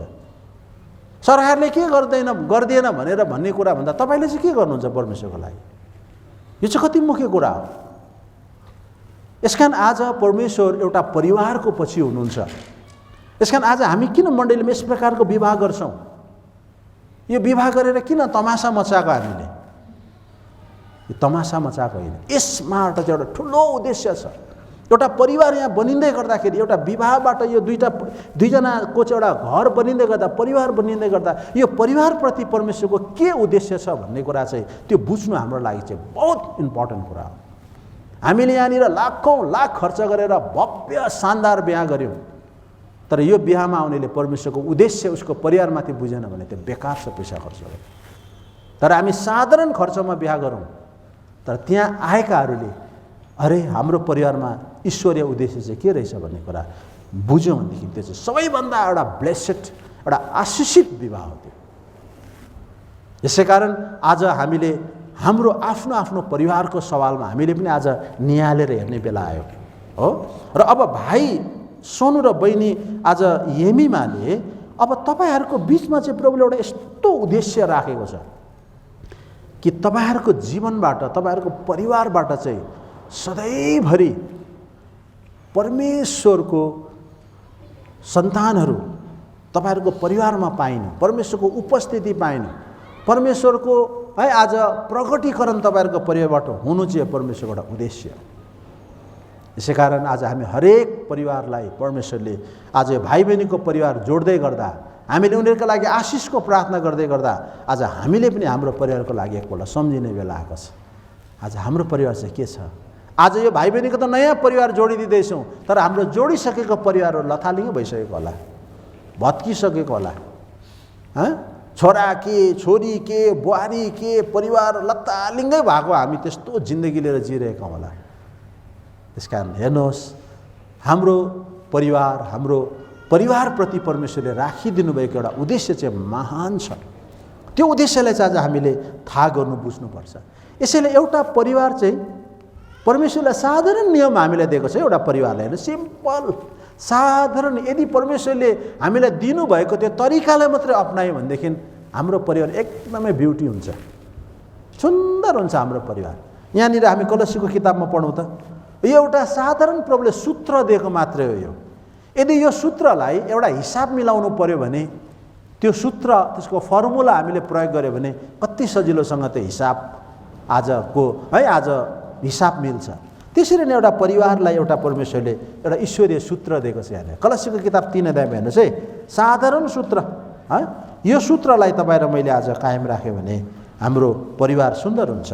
पढौँ त 18 भाइ बहिनीले कुरा याद गरिराख्नुहोस् ल। हाम्रो भाइ बहिनीले येमिमाले पढ त लु एकपल्ट 3 अध्यायको 18 पद बहिनीले पढेको म चाहन्छु। हे पत्नीहरू हो, आफूलाई आफ्ना पतिको अधीनतामा सुम्प। अब हेर्नुहोस्, एउटा परिवार सुन्दर हुनको लागि एउटा फर्मुला परमेश्वरले साधारण यसको है आज तरिका प्रभुले बताउनु भयो। हे पत्नी हो, तिमीहरू आफ्नो पतिको अधीनतामा आफूलाई सुम्प, किनकि यो प्रभुमा उचित छ। एउटा सबमिसन भन्ने कुरा चाहिँ, यो अधीनता भन्ने कुरा, उसँग एउटा सुम्पिनु भन्ने कुरा चाहिँ आज ठुलो कुरा। यसको लागि हामीले मगनीमा पनि आज हामीले सुनिहाल्यौँ। बहिनीलाई भाइले अघि माग्दै गर्दाखेरि यसो भनेर मागेको थिएँ, म तिम्रो लागि सारा कष्ट उठाउन तयार छु, के तिमी मलाई दिन्छौ भनेर भाइले आज भने। म तिम्रो लागि आज याकुबले गरेको 7 वर्षको कष्ट होइन, म लाइफ टाइम मेरो जिन्दगीभरि तिम्रो लागि कष्ट उठाउन तयार छु भने। अनि बहिनीले भने हुन्छ, म तपाईँलाई सम्पिन तयार छु भने। अब बाइबलले यही भन्छ, एउटा परिवारमा पत्नीले चाहिँ आफैलाई पतिको अधीनतामा आफैलाई सुम्पनु भन्छ। सुम्पनु, उसको सबमिसनमा आफैलाई ल्याउनु, उसको अधीनतामा आफैलाई ल्याउनु। यो कति आज एकदम गहिरो कुरा छ यहाँनिर। अब यो चिजहरू भन्दै गर्दाखेरि पनि के अरे नारीहरूले फेरि अर्कै, नारी अधिकार, महिला अधिकार कर्मीले अर्कै बुझ्छ फेरि यसलाई। तर यो सुम्पिनु भन्ने कुरा चाहिँ कस्तो चिज हो। सुम्पिनुमा चाहिँ सुरक्षा छ। तपाईँले मानिलिनुहोस् तपाईँको किम्मती सम्पत्ति छ, त्यो किम्मती सम्पत्तिलाई तपाईँले घरमा राख्नुहुन्छ। लु भन्नुहोस् त, आज मान्छेहरू 10-12 लाख रुपियाँ पैसा घरमै राख्छ मान्छेले? भन्नुहोस् त, राख्दैन। त्यो सम्पत्ति थोरै सम्पत्ति हो, उसले घरमा राख्दैन, किनभने त्यो रिक्स हुन्छ उसलाई। अब्बुई यसैले मान्छेले अब काला धन राख्ने अर्को कुरा हो, तर जो व्हाइट धन छ, सेतो धन छ, मान्छेले सम्पत्ति घरमा राख्दैन, किनभने उसलाई डर लाग्छ चोरले लगिदिन्छ होला, कसैले बर्बाद पारिदिन्छ होला भनेर उसले हतार हतार त्यो सम्पत्ति चाहिँ लगेर कहाँ सम्पिन्छ? ब्याङ्कमा सम्पिन्छ। किन भन्दाखेरि सुरक्षाको लागि। यसैले एउटा पत्नीले सुम्पिनु भनेको चाहिँ अब तिमीले जेसुकै मेरो जिन्दगीमा गर भन्ने खोजे त्यो अर्थमा होइन, तपाईँको प्रोटेक्सनको लागि, तपाईँको सुरक्षाको लागि है, तपाईँ कसैको आडमा पर्नु। यसैले जब एउटा छोरी एक्लो हुन्छ, ऊ धेरै प्रकारले असुरक्षित हुन्छ, हुँदैन भन्नुहोस् त? असुरक्षित हुन्छ उसलाई, असुरक्षित हुन्छ उसलाई। यसैले उसको पूर्ण सुरक्षाको लागि यदि ऊ कसैको छायामा आउँछ भने, ऊ कसैको है आज सुरक्षा मुनि आउँछ भनेदेखि त्यो चाहिँ बडो सुन्दर कुरा हो। यसैले यो अर्थमा भनेको, हे पत्नी हो, तिमीले आफैलाई त्यो सुरक्षा मुनि राख। तिम्रो सुरक्षाको कवच तिम्रो पति बन्नेछ। तिम्रो अगाडि अगाडि उभिदिने त्यो ढाल आज तिम्रो पति बन्नेछ। यसै कारण पतिले हर दुःखलाई आफूले आज छेकिदिन्छ अनि उसले आफ्नो पत्नीलाई, आफ्नो परिवारलाई सुख दिनेले चेष्टा गर्छ। यसैले कयौँ बाउ नभएको परिवारमा बिचारा आमाले कति दुःख गरेर परिवार चलाउनु परेको हुन्छ। आज हामीले यस्तो परिवार देखेका छैनौँ र, जसो घरमा बाउ छैन अनि सारा दुःख आमाले थेकिदिएको हुन्छ। त्यो आमाले कति दुःख भोगेर परिवार सुरक्षा गरिरहेको हुन्छ। यसकारण एउटा जिम्मा, एउटा ठुलो दायित्व चाहिँ त्यो घरको पतिको भएको हुनाले पतिले सारा कष्टहरूलाई, सारा भारहरूलाई उठाउँछ अनि उसले आफ्नो फ्यामिलीलाई, आफ्नो पत्नीलाई, आफ्नो छोराछोरीलाई उसले आज सुख दिन्छ। यसैले यस प्रकारले तपाईँ उनको सुरक्षामा जानुहोस्, तपाईँ आफ्नो पतिकै सुरक्षाभित्र तपाईँ रहनुहोस् संसारमा। यसैले तपाईँ त्यो भरोसामा, त्यो विश्वासमा आफ्नो पतिलाई तपाईँले आफैलाई आफ्नो जीवन सुम्पिनु। कुनै पनि कुरा तपाईँले अब आफ्नो पतिसँग तपाईँले होइन यति चाहिँ म दिन्न भनेर राख्नु पर्दैन, किनभने जति तपाईँले दिनुहुन्छ त्यति नै तपाईँको लागि सुरक्षाको जिम्मा पतिलाई बढ्छ। यसैले हरेक पत्नीहरूले आफैले आफ्नो पतिको सबमिसनमा उसले ऊप्रति आज चाहिँ समर्पित हुनु हो। अब तपाईँ हुनुहुन्छ मेरो, अब मेरो तपाईँ हुनुहुन्छ। यसकारण परमेश्वरको वचनले भन्छ, अब यसरी पत्नीहरूले जब आफ्नो पतिलाई आफैलाई समर्पण गर्छ, तब त्यो समर्पित भएर आएको पत्नीलाई अब पतिले के गर्नुपर्छ? पढ्नु भाइ, सोनु भाइले पढ्नुहोस् त। अब तल 19 पद।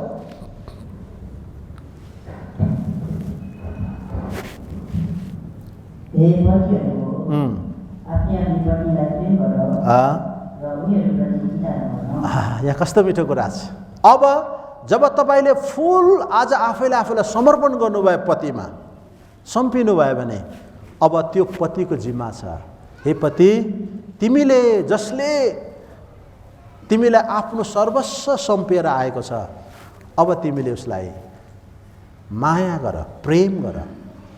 तिमी उसको लागि कहिले पनि तितो नबन। उसको लागि उसको जिन्दगीमा आज धेरै पतिहरू आफ्नो पत्नीको जिन्दगीमा तितो बनेको छ नि बिचारा त्यो पत्नी त्यो छोरी घरको एउटा कुनामा बसेर रोइरहेको हुन्छ, आँसु झारिरहेको हुन्छ, यति तितो हुन्छ। कति पतिहरू नि याद गर्नुहोस् है, त्यो आफ्नो पत्नीको लागि बहुत तितो बनेको हुन्छ, तितो। उसले भन्नु सक्दैन, त्यो देखाउन सक्दैन, तर एउटा कोठामा एउटा कुनामा बसेर ऊ जहिले रुन्छ। यसकारण आज हामी पतिहरूले, भाइ सोनुले एउटा कुरा मनमा राख्नु, म जिन्दगीमा कहिले पनि मेरो पत्नीको लागि म तितो बन्दिनँ। यसकारण उसको लागि तितो नबन्नको लागि तपाईँले उसलाई प्रेम देखाउनु पर्यो, होइन? तपाईँले यस्तो प्रकारको प्रेम उसलाई दिनुपर्छ। सधैँ यो कुरा मलाई भन्नु मन लाग्छ, उसले आफ्नो सर्वस्व छोडेर आएकी छिन्। आमा, बाबु, दाजु, भाइ सब त छोडेर आएको छ। त्यो सबैको माया बिर्सन सक्ने माया एउटा पतिले दिनुपर्छ। उसले कुनै पनि दुःखको बेला उसले आमाको माया नसम्झोस्, कुनै पनि दुःखको बेला उसले आफ्नो माइतीको माया नसम्झोस्, तर उसले आफ्नो पतिको मायालाई सम्झोस्। यदि मेरो श्रीमान यहाँ भएको भए, त्यस प्रकारको प्रेम यदि हामीले हाम्रो पत्नीलाई दियौँ भनेदेखि कसरी त्यो घर भत्किन सक्छ, कसरी त्यो पत्नीले त्यो पतिलाई त्याग्छ, कसरी छोड्नु सक्छ, त्यो प्रश्नै उठ्दैन, प्रश्नै उठ्दैन। तर आज धेरै पुरुषलाई पनि आज पत्नीले छोडिदिन्छ। किन छोड्छ? किन छोड्छ? स्त्रीको दोष भनेर मात्रै हुन्छ? त्यो पुरुषको पनि कमी छ। सायद ऊ धेरैपल्ट आफ्नो पत्नीको लागि तितो बनेको छ, धेरैपल्ट आफ्नो पत्नीलाई तितो आज शब्दहरूले उसले प्रहार गरेको छ। उसले तपाईँले बोलेको तितो चिजले मुखबाट तपाईँलाई जवाब फर्काउँदैन, तर उसको आँसुले तपाईँलाई भन्छ तपाईँले कति तितो चिज मलाई पिलाउनु भयो।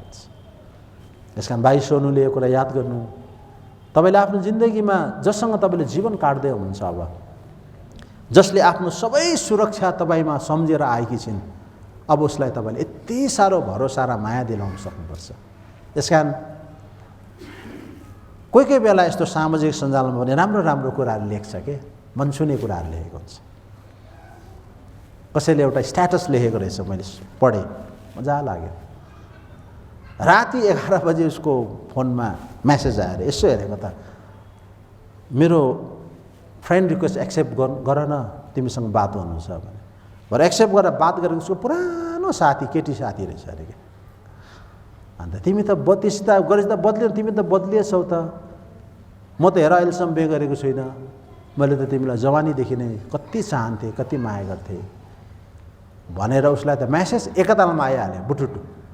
अनि त्यतिखेर उसले आफ्नो छेउमा सुतिरहेको पत्नीलाई हेर्छ अरे क्या, यति मिठो पत्नी सुतिरहेको छ, कति सुरक्षा, कति भरोसा परेर मेरो छेउमा मेरो पत्नी त्यति सुरक्षित महसुस गरेको छ भने म उसलाई कसरी धोका दिन सक्छु। उसले त्यतिखेर नै त्यो साथीलाई ब्लक गरिदियो अरे क्या। हेर्नुहोस् त, साँच्ची नै आज हामी त्यो कुरा फिल गर्नुपर्छ पुरुषहरूले। उसले कति सुरक्षा महसुस गर्छ तपाईँ र मसँग बस्नु, तर आज यस्ता पतिहरू हुन्छ जसले यस्तो प्रकारले धोका दिन्छ, त्यसलाई हुन्छ नि पछाडिबाट छोरा हान्नु भन्छ क्या। थाहै पाउँदैन पत्नीलाई, यस्तो नराम्रो धोका दिन्छ। अनि यस्तो धोका दिने मान्छेहरूले परमेश्वरको अगाडि एक दिन के हिसाब दिने? यसैले ए पुरुष, ए जवान, आज तैँले बे गर्दैछस्, याद गर तेरो र तेरो पत्नीको बिचमा म साक्षी छु है। मैले चाहिँ देखिरहेको छु अहिले तैँले धोका दिँदै गरेको कुराहरू।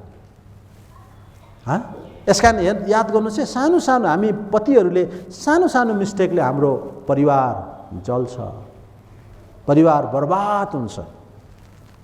अनि त्यतिखेर हामी आफैलाई जस्टिफाई गर्नको लागि, म ठिक छु भनेर देखाउनको लागि मैले यो त्यो भनेर उसको धेरै दोषहरू देखाउँछौँ, तर सायद तपाईँले कमजोर नगरेको भए त्यस्तो हुने थिएन होला। यसै कारण आज भाइ सोनुले यो कुरालाई याद गर्दै गर्नु, एउटा सिम्पल मैले फर्मुला बताइरहेको छु हामीलाई बाइबलबाट कसरी हाम्रो परमेश्वरको जनहरूको एउटा पारिवारिक जीवन चाहिँ कसरी एउटा सुन्दर हुन्छ। पत्नी पतिको सबमिसनमा उसले आफूलाई हुन्छ, तपाईँले जे गर्नुहुन्छ त्यही मेरो, तपाईँले जे निर्णय गर्नुहुन्छ त्यही मेरो निर्णय हो, मेरो आफ्नो केही पनि छैन बाबा, मेरो केही छैन, तपाईँ मेरो लागि, अब मेरो लागि अरू के चाहियो, तपाईँ त मेरो हो। आज धेरै हाम्रो घरमा पत्नीहरूले मलाई थाहा छ तिमीले 4 आना पनि मेरो नाममा जग्गा राखेको छैनौ भन्छ। उसलाई जग्गा चाहिएको हुन्छ, उसलाई पतिको नामको सबै चिज लिनु परेको हुन्छ क्या। तर याद गर्नुहोस्, पति नै तपाईँको भएपछि सबै कुरा तपाईँको होइन। त्यो भरोसा चाहिँ तपाईँले गर्नु सक्नुपर्छ। पति नै तपाईँको, पतिको सब कुछ तपाईँको। यसैले तपाईँले सानो सानो कुरामा झगडा गर्नुभयो भने त्यसबाट पनि आज के हुन्छ, घरमा लडाइँ सुरु हुन्छ। अरे यसको मतलब यसले मलाई छोड्यो भन्दा डिफेन्स त राख्नु पऱ्यो नि हो भनेर आज पत्नीहरूले बुद्धि लगाइहाल्छ। यसकारण जति सक्दो हुन्छ भरसक बुढीले आफ्नो नाममा लिइहाल्छ। याद गर्नुहोस्, त्यो चाहिँ किन भन्दाखेरि त्यो कुरालाई बिर्सिन्छ। अरे उसको र मेरो बिचमा साक्षी त ईश्वर पर राखेर बिहे गरेको त भन्ने कुरा। अनि पतिले आफ्नो पत्नीलाई यदि धोका दिन्छ भने त्यो पति कसरी उम्कन्छ परमेश्वरको न्यायबाट? उम्किनु सक्दैन। यसैले बाइबलले भन्छ, हे पति हो, अब तिमीले आफ्नो आफ्नो पत्नीलाई तिमीले प्रेम गर, उनीप्रति तिमी तिता नभन। यसकारण कोसिस, हामीले जिन्दगीभरि कोसिस गर्नुपर्छ मेरो कारणले मेरो पत्नीको आँसु नआओस्। मैले उसलाई यदि बाइचान्स कोही बेला मिस्टेकले मैले उसलाई तितो बोलेर उसको आँखाबाट आँसु आयो भने उसको मुहारमा मुस्कान जबसम्म ल्याउँदिनँ म तबसम्म मैले केही गर्नुपर्छ। त्यसकारण उसको लागि तपाईँले उसलाई हँसाउनु, खुसी पार्नुपर्छ। तपाईँको निम्ति तपाईँले कहिले आफ्नो पत्नीलाई हँसाउनुहुन्छ, कहिले खुसी पार्न सक्नुहुन्छ? त्यसकारण आज हामी यति साह्रो बिजी हुन्छौँ, हामी हाम्रो पत्नीलाई समय दिइरहेका हुँदैनौँ। हाम्रो लागि तपाईँ र म उसको लागि त्यो देखी रूपमा तितो बनेका हुँदैन, तर अदृश्यमा तितो बनिरहेका हुन्छौँ। त्यसैले भाइ सुन्नु, तपाईँले याद गर्नुहोस्, जीवनमा तपाईँले यो सङ्कल्प आज परमेश्वरलाई साक्षी राखेर गर्नुपर्छ। म जिन्दगीमा मेरो पत्नी यमिमाको लागि चाहिँ म तितो बन्दिनँ। त्यस कारण तितो नबन्नुहोस् है। कति सुन्दर हुन्छ त्यो परिवार, पत्नी पतिप्रति समर्पित, पति पत्नीको निम्ति कहिले पनि तितो बन्दैन। त्यो कसरी त्यो परिवार उजाडिन सक्छ? शत्रुले त्यतिखेर तपाईँ र मेरो परिवार देखेर क्लिक क्लिक दारा किट्छ। यिनीहरूको जोडीलाई त मैले टुट्टाउनै सकिनँ। कति साह्रो माया गरेको उसको बुढीलाई, कति साह्रो भरोसा गरेको। अलिअलि त शङ्का गर्नु हो, शैतानले क्या शङ्का भनेको त नराम्रो भन्छ त हो है। दिदीबहिनीहरूले यो कुरा याद गर्नुहोस् है, शङ्काले चाहिँ एकैछिनमा लडाइँ निकाल्छ नि। अनि हाम्रो दिदीबहिनीहरू पनि शङ्का गर्ने एक नम्बर हुन्छ है। एकजना बुहारीले एउटा सासू र ससुराकोमा लडाइँ लाउनुको लागि शङ्का हाल्ने अरे क्या। त्यसलाई चाहिँ कुटनीतिक भन्यो अरे। कुटनीतिक म जान्दछु भनेको थियो बुहारीले। कुटनीति भने क्या हो बुहारी, सिका सिका भन्यो अरे। कुटनीति भनेको शङ्का गरेर लडाइँ खेलाउनु भन्यो अरे। अन्त कसरी शङ्का गरेर लडाइँ खेलाउन सक्छ?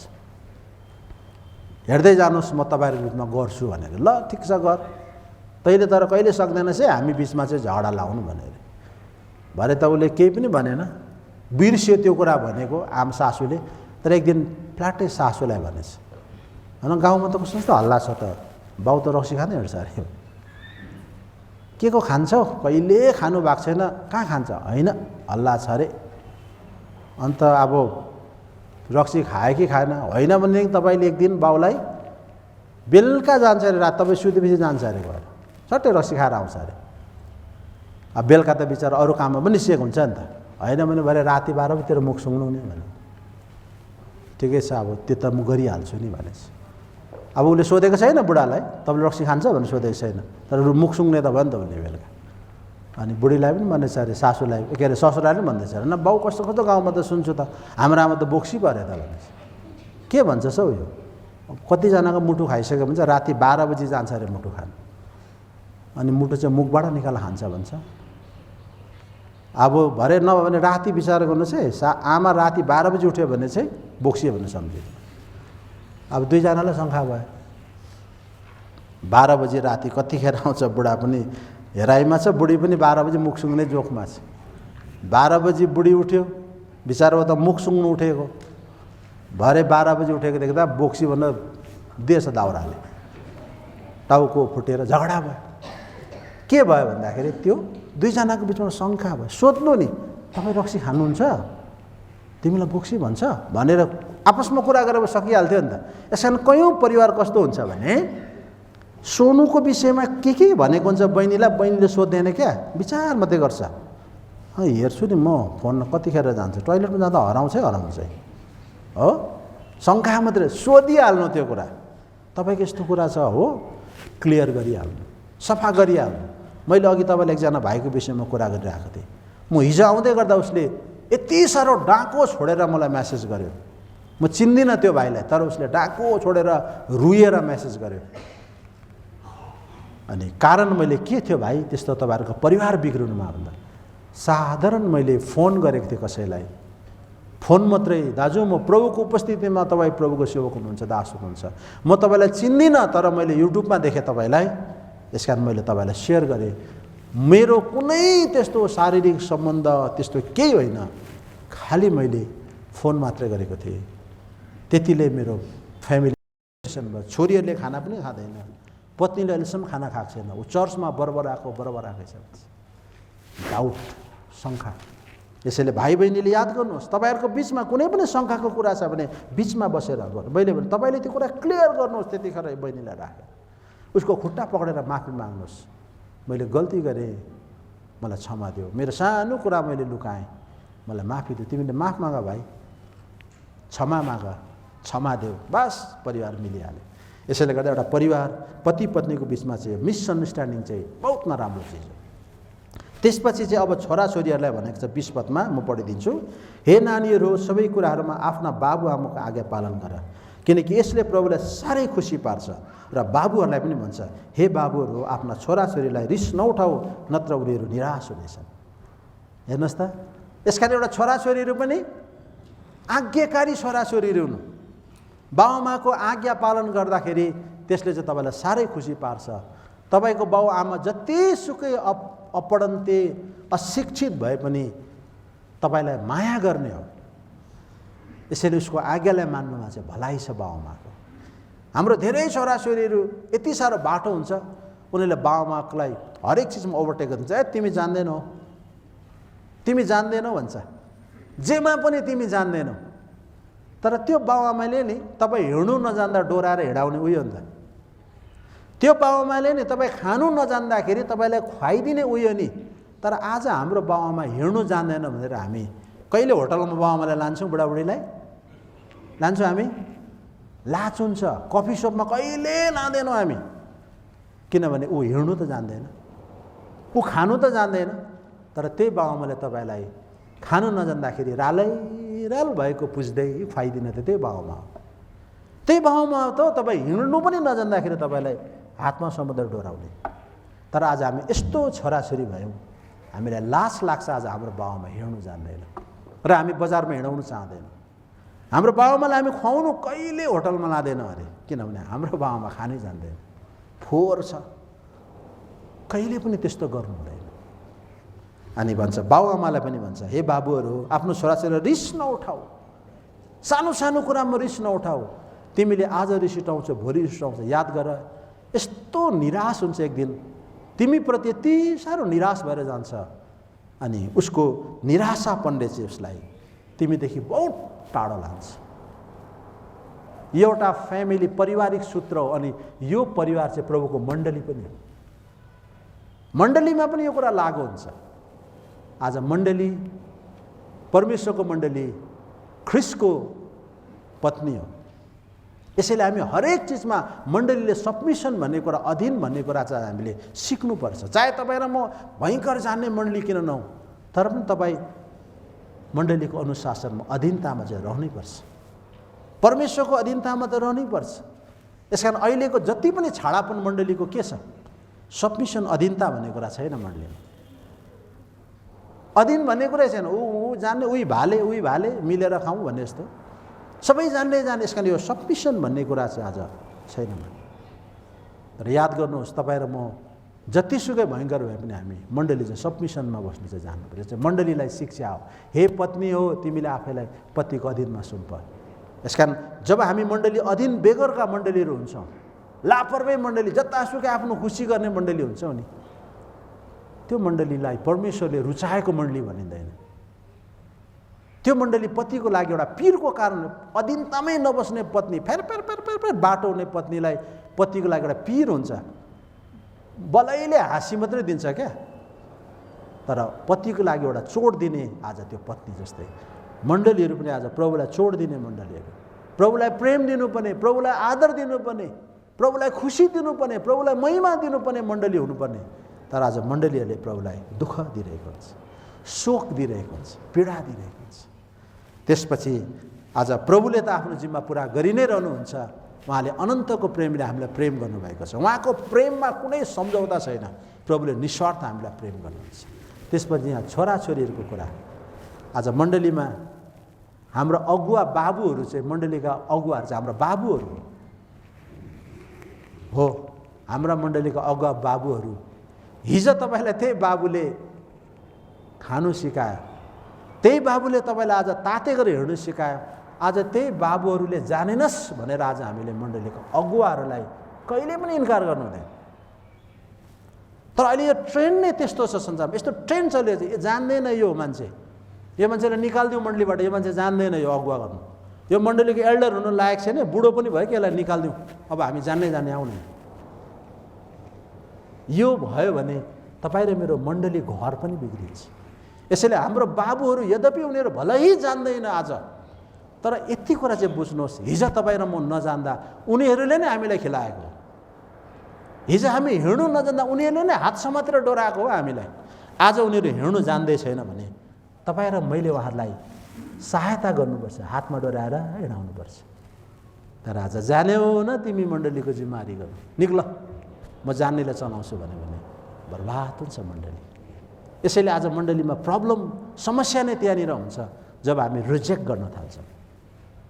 यसैले हामी मण्डली छोराछोरीहरू जस्तो हामीले मण्डलीका बाबुहरूलाई एउटा रेस्पेक्ट गर्नु, उनीहरूको अनुशासनमा बस्नु, उनीहरूको अधीनतामा बस्नु चाहिँ हामी मण्डलीले सिक्नुपर्छ। जस्तो सुकै होस् तपाईँ उसको लागि लौरो सहारा बनिदिनुहोस् न, किनभने हिजो तपाईँको लागि सहारा बनेको होइन, बिर्सिनु भयो ती छिटो। यस कारण बाइबलले भन्छ आफ्नो अगुवाहरूलाई तिमीले सम्झना गर, आफ्नो अगुवाहरूको सम्झना गर, तिमीले भन्छ आदर गर प्राचीनहरूलाई भन्छ। यो सबै पाटोहरू छ। र आज हामीले कहिले पनि हाम्रा बाबुहरूलाई, मण्डलीको अगुवाहरूलाई आज हामीले तुच्छ ठानेर, उनीहरूलाई इन्कार गरेर, उसलाई रिजेक्ट गरेर आज हामीले गर्नु।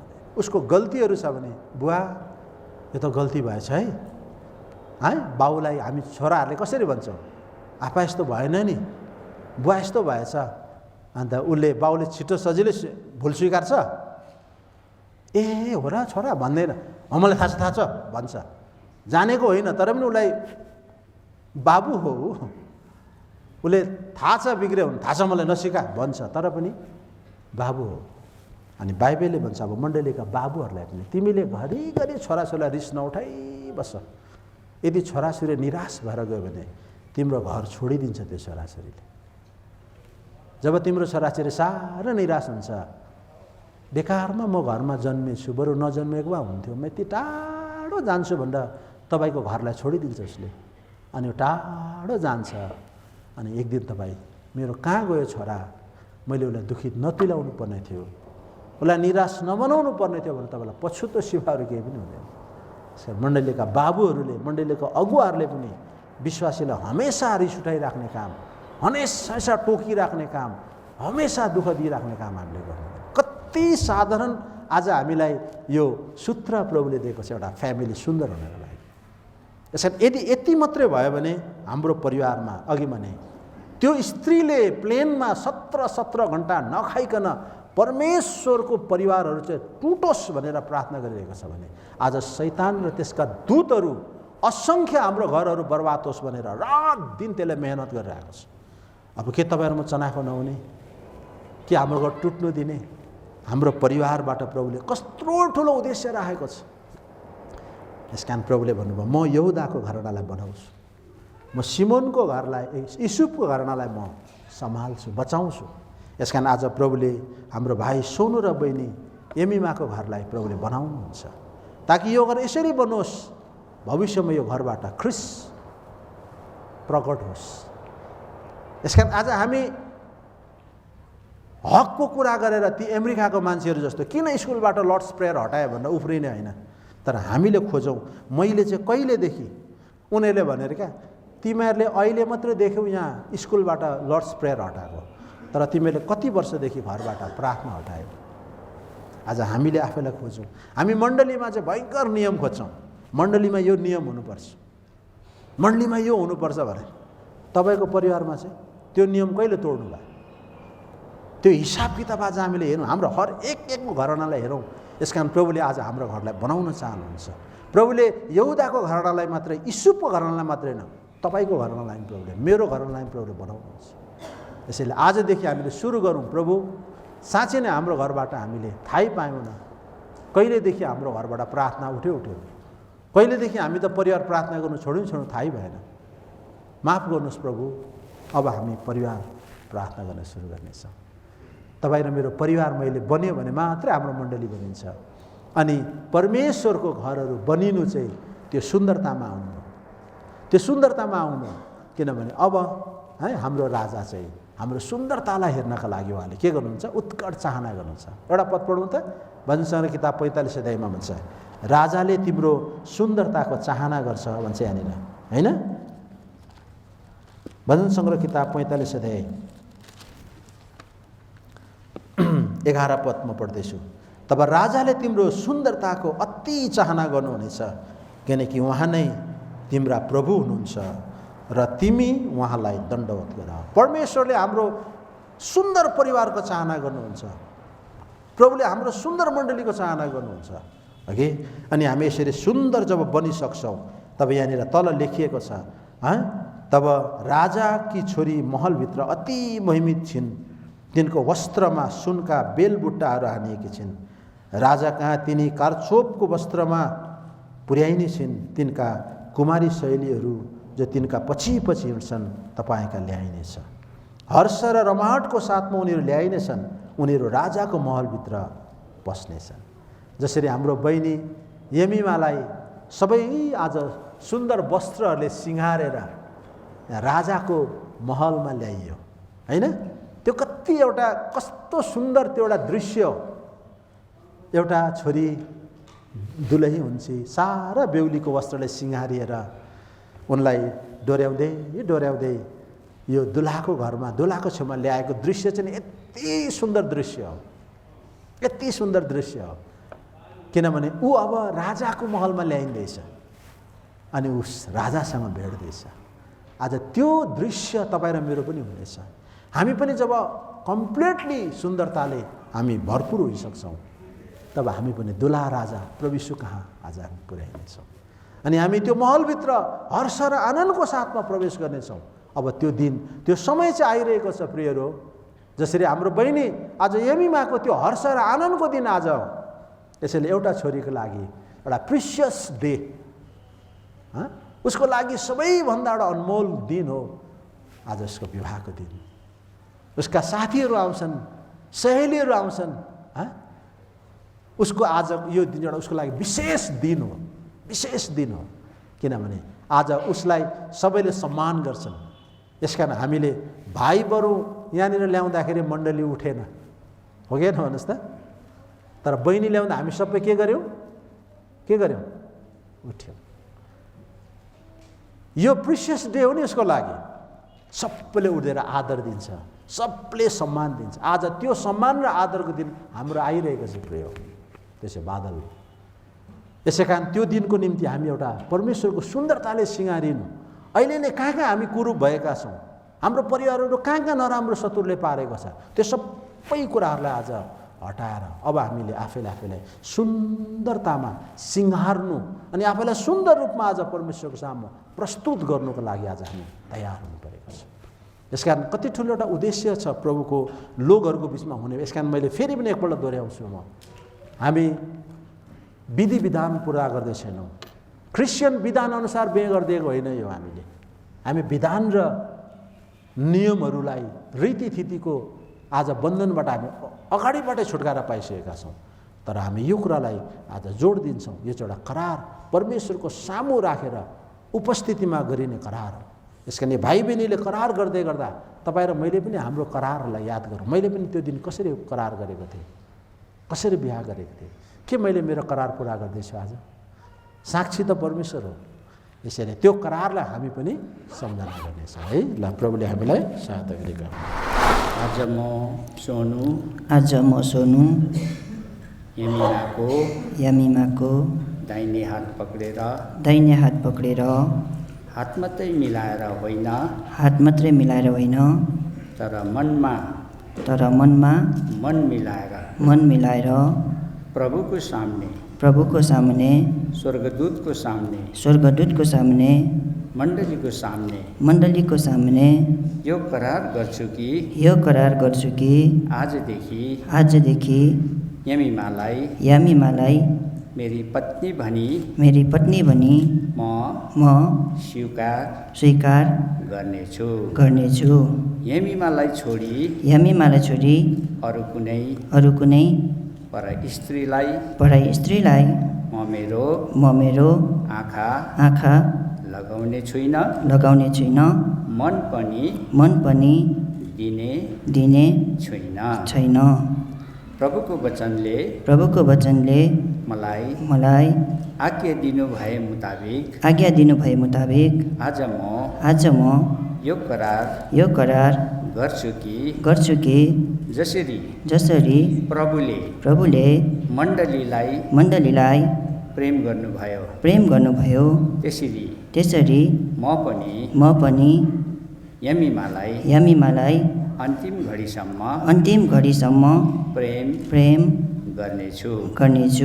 मैले कमाएको सबै कुराको 10औं अंश प्रभुको घरमा ल्याएर प्रभुलाई मण्डलीलाई आदर गर्नेछु। यमिमा बिरामी भएर कुनै कारणवश मलाई सहायता गर्न सक्नु भएन भने पनि म उहाँलाई हर तरहले सहायता गर्नेछु। मृत्युले नछुडाएसम्म अन्तिम घडीसम्म म यमिमाको साथमा रहनेछु। प्रभुको शिक्षा अनुसार म र यमिमा मिलेर घरमा पारिवारिक सेवा गर्नेछौँ। अनि यो मण्डलीमा परिणत हुन प्रभुले सहायता गरून्। यो प्रतिज्ञा पूरा गर्न प्रभुले मलाई सहायता गरून्। आज म यमिमा सोनुको दाहिने हात मात्र होइन मनमा मन मिलाएर प्रभुको सामने मण्डलीको सामने स्वर्गदूतको सामने यो प्रतिज्ञा गर्छु कि आज यस घडीदेखि सोनुलाई मेरो पति भनी स्वीकार गर्नेछु। उहाँलाई छोडी कुनै परपुरुषलाई म मेरो मन दिने छुइन हृदय दिने छुइन। प्रभुको आज्ञा अनुसार मैले कमाएको सबै कुराको 10औं अंश प्रभुको घरमा ल्याएर म पनि प्रभुलाई आदर दिनेछु। प्रभुको वचनले आज्ञा शिक्षा दिनु भए अनुसार जसरी मण्डली प्रभुको अधीनमा छ म पनि अब उसो प्रभुको साथै सोनुको अधीनमा रहनेछु। उहाँसँग मिली म पनि पारिवारिक सेवा गर्नेछु। किनकि प्रभुको वचनले भन्नुभए अनुसार मण्डली घरबाट सुरु हुन्छ। उहाँलाई कुनै अशक्त भएर कुनै कारणवश मलाई सहायता गर्न नसक्नुहुने अवस्था भयो भने पनि म उहाँलाई सहायता गर्नेछु। प्रभुको मण्डलीको स्वर्गदूतको सामने मैले बाँधेको यो करार यो बाचा पूरा गर्न प्रभुले मलाई सहायता गरेका हुन्। उहाँहरू पति पत्नी भए भनिकन हामी मण्डलीमा घोषणा गर्दछौँ। मेरा आँखाका सामुने विश्वासयोग्यता साँची राखेकाले सम्पूर्ण आशिषको स्रोत बहाई निश्चयमा तिमीलाई आशिष दिनेछु। तिम्रो सन्तानको वृद्धि गराउनेछु। तिम्रो सन्तानको वृद्धि गराउनेछु। मेरा आँखाका सामुने विश्वासयोग्यता साँची राखेकाले सतावट आए यहाँ छोड्नु मनाए म पनि तिमीलाई कहिले छोड्दिन। सतावट आए यहाँ छोड्नु मनाए म पनि तिमीलाई कहिले छोड्दिन। तिम्रो दुःखमा म पनि दुःखी तिम्रो सुखमा म पनि सुखी। जस्तै समस्यामा तिमीलाई सम्हाल्नेछु। जस्तै समस्यामा तिमीलाई सम्हाल्नेछु। मेरा आँखाका सामुने विश्वासयोग्यता साँची राखेकाले मेरा आँखाका सामुने विश्वासयोग्यता साँची राखेकाले संसारमा तिमीलाई दुःख र कष्ट छन्। ढाडस गराव म तिम्रो साथ छु। संसारमा तिमीलाई दुःख र कष्ट छन्। ढाडस गराव म तिम्रो साथ छु। दुष्टको हातदेखि तिमीलाई जोगाउँछु। निराशादेखि तिमीलाई बचाउँछु। तिमीलाई कसैले हटाउन पाउने छैन।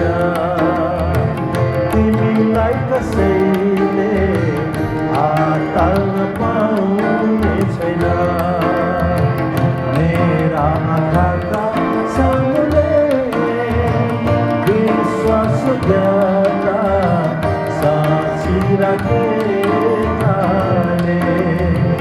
मेरा आँखाका सामुने विश्वासयोग्यता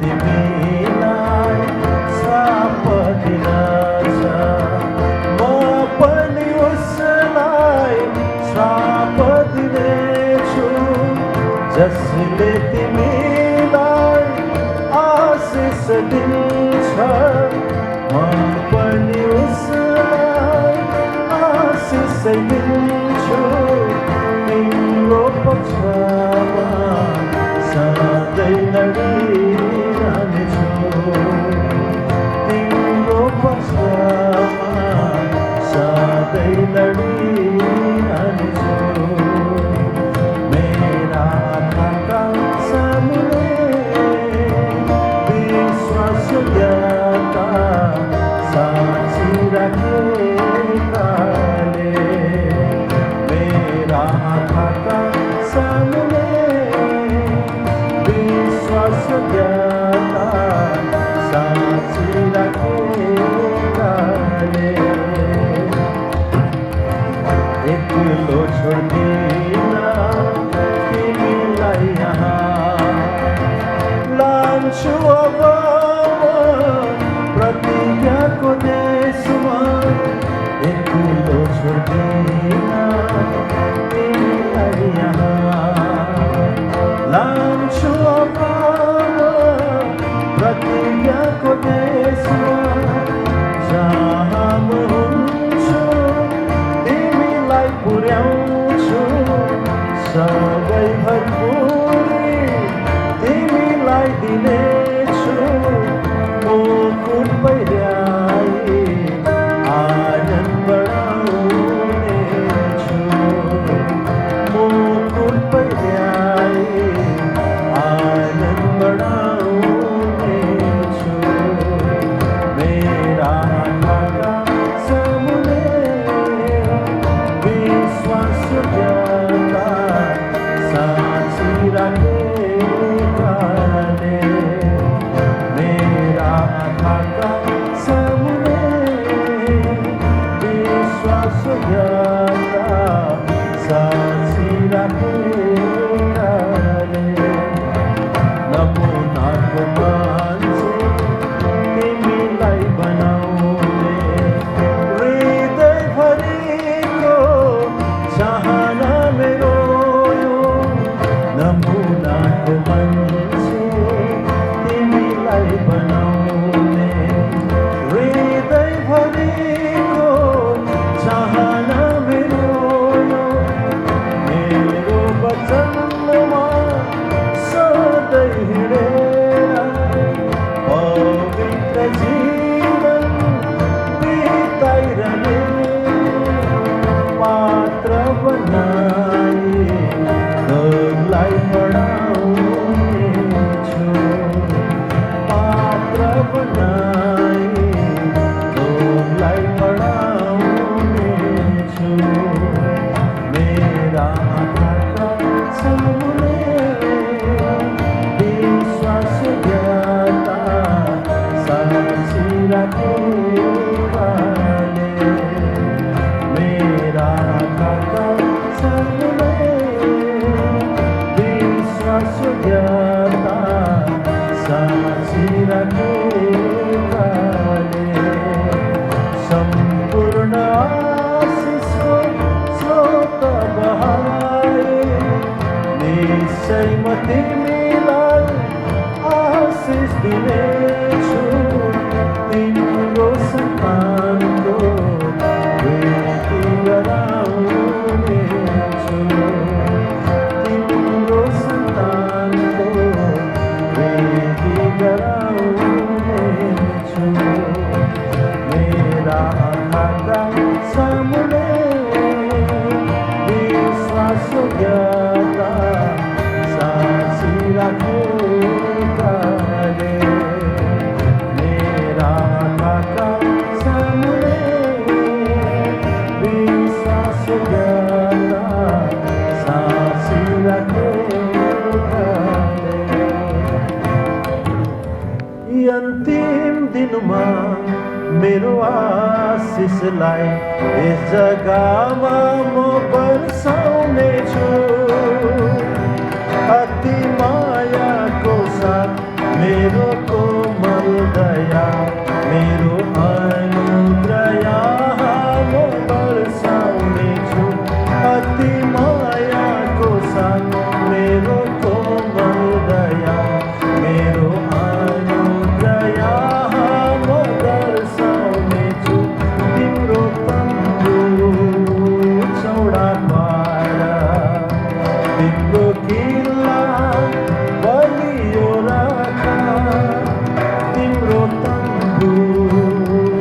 चौडा पारा तिम्रो किल्ला बलियो राख अन्तिम घडीमा आशिषको फुल फुटाउनेछु अन्तिम घडीमा आशिषको फुल फुटाउनेछु मेरा निम्ति तिमीहरूले अपमान सहेका छौ मेरो आफ्नै नामको खातिर दुःख दर्द भोगेका छौ मेरा निम्ति तिमीहरूले अपमान सहेका छौ मेरो आफ्नै नामको खातिर दुःख दर्द भोगेका छौ विश्वास गरी संसार त्यागी परदेशी झै जिउँदछौ क्षणभरको हाँसोलाई त्यागेर आँसुलाई लिएकाले क्षणभरको हाँसोलाई त्यागेर आँसुलाई लिएकाले अन्तर्गत आदर अनि आशिष दिन्छु आदरको सट्टा आदर अनि आशिष दिन्छु तिम्रो तम्बु चौडा पारा तिम्रो किल्ला बलियो राख तिम्रो तम्बु चौडा पारा तिम्रो किल्ला बलियो राख अन्तिम घडीमा आशिषको फुल फुटाउनेछु अन्तिम घडीमा आशिषको फुल फुटाउनेछु जसले तिम्रो विरोधी बनी हतियार अनेक बनाउँछ रद्द गरी बेकम तुल्याउँछु म उसैको विरोधमा उठ्छु जसले तिम्रा विरोधी बनी हतियार अनेक बनाउँछ रद्द गरी बेकम तुल्याउँछु म उसैको विरोधमा उठ्छु मेरो आँखाको नानीलाई छुन्छ जसले तिमीलाई छुन्छ चाहिमा सेवा गरेकाले लज्जादेखि बचाउनेछु सच्चाइमा सेवा गरेकाले लज्जादेखि बचाउनेछु त्रिसित हृदयलाई हर्ष सैन्य भरिदिन्छु त्रिसित हृदयलाई हर्ष सैन्य भरिदिन्छु तिम्रो तम्बु चौडा पारा तिम्रो किल्ला बलियो राख तिम्रो तम्बु चौडा पारा तिम्रो किल्ला बलियो राख अन्तिम घडीमा आशिषको फुल फुटाउनेछु अन्तिम घडीमा आशिषको फुल फुटाउनेछु अब रमाऊ खुसीको गीत गाऊ तिम्रो उद्धार आए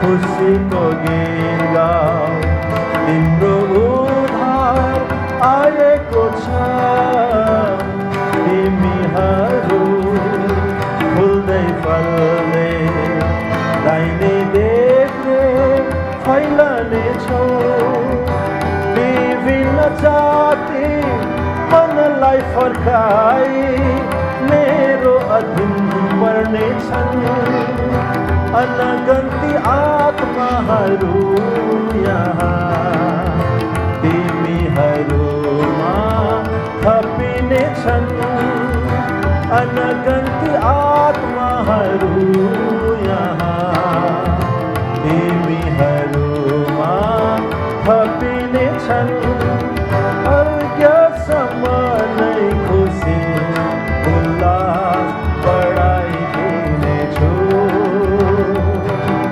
स्वर्गसम्म नै खुसी उल्लास बढाइदिनेछु तिम्रो तम्बु चौडा पार तिम्रो किल्ला बलियो राख तिम्रो तम्बु चौडा पार तिम्रो किल्ला बलियो राख अन्तिम घडीमा आशिषको मूल फुटाउनेछु अन्तिम घडीमा आशिषको मूल फुटाउनेछु यी अन्तिम दिनमा मेरो आशिषलाई यस जग्गामा म बर्साउनेछु अति मायाको साथ मेरो कोमल दया सहारा बिनाको यो जीवनले त्यसमा सहारा पाए सहारा बिनाको यो जीवनले त्यसमा सहारा पाए हराइसकेको यो जीवनले जिउने आशा फेरि पाए हराइसकेको यो जीवनले जिउने आशा फेरि पाए सहारा बिनाको यो जीवनले त्यसमा सहारा पाए दुःख रापिले सताएको बेलामा तिम्रो सहारा मैले पाए दुःख रापिले सताएको बेलामा तिम्रो सहारा मैले पाए बेचैनले भरिएको यो जीवनमा बेचैनले भरिएको यो जीवनमा अपनी अनन्त शान्ति पाए अपनी अनन्त शान्ति पाए सहारा बिनाको यो जीवनले त्यसमा सहारा पाए सहारा बिनाको यो जीवनले त्यसमा सहारा पाए हराइसकेको यो जीवनले जिउने आशा फेरि पाए हराइसकेको यो जीवनले जिउने आशा फेरि पाए सहारा बिनाको यो जीवनले त्यसमा सहारा पाए समर्पित यो मेरो क्षणिक जीवनले यसको प्रशंसा गाइरहनेछ समर्पित यो मेरो क्षणिक जीवनले यसको प्रशंसा गाइरहनेछ आनन्दले भरिएको यो जीवनले आनन्दले भरिएको यो जीवनले त्यसको नामको जय जयकार गरिरहनेछ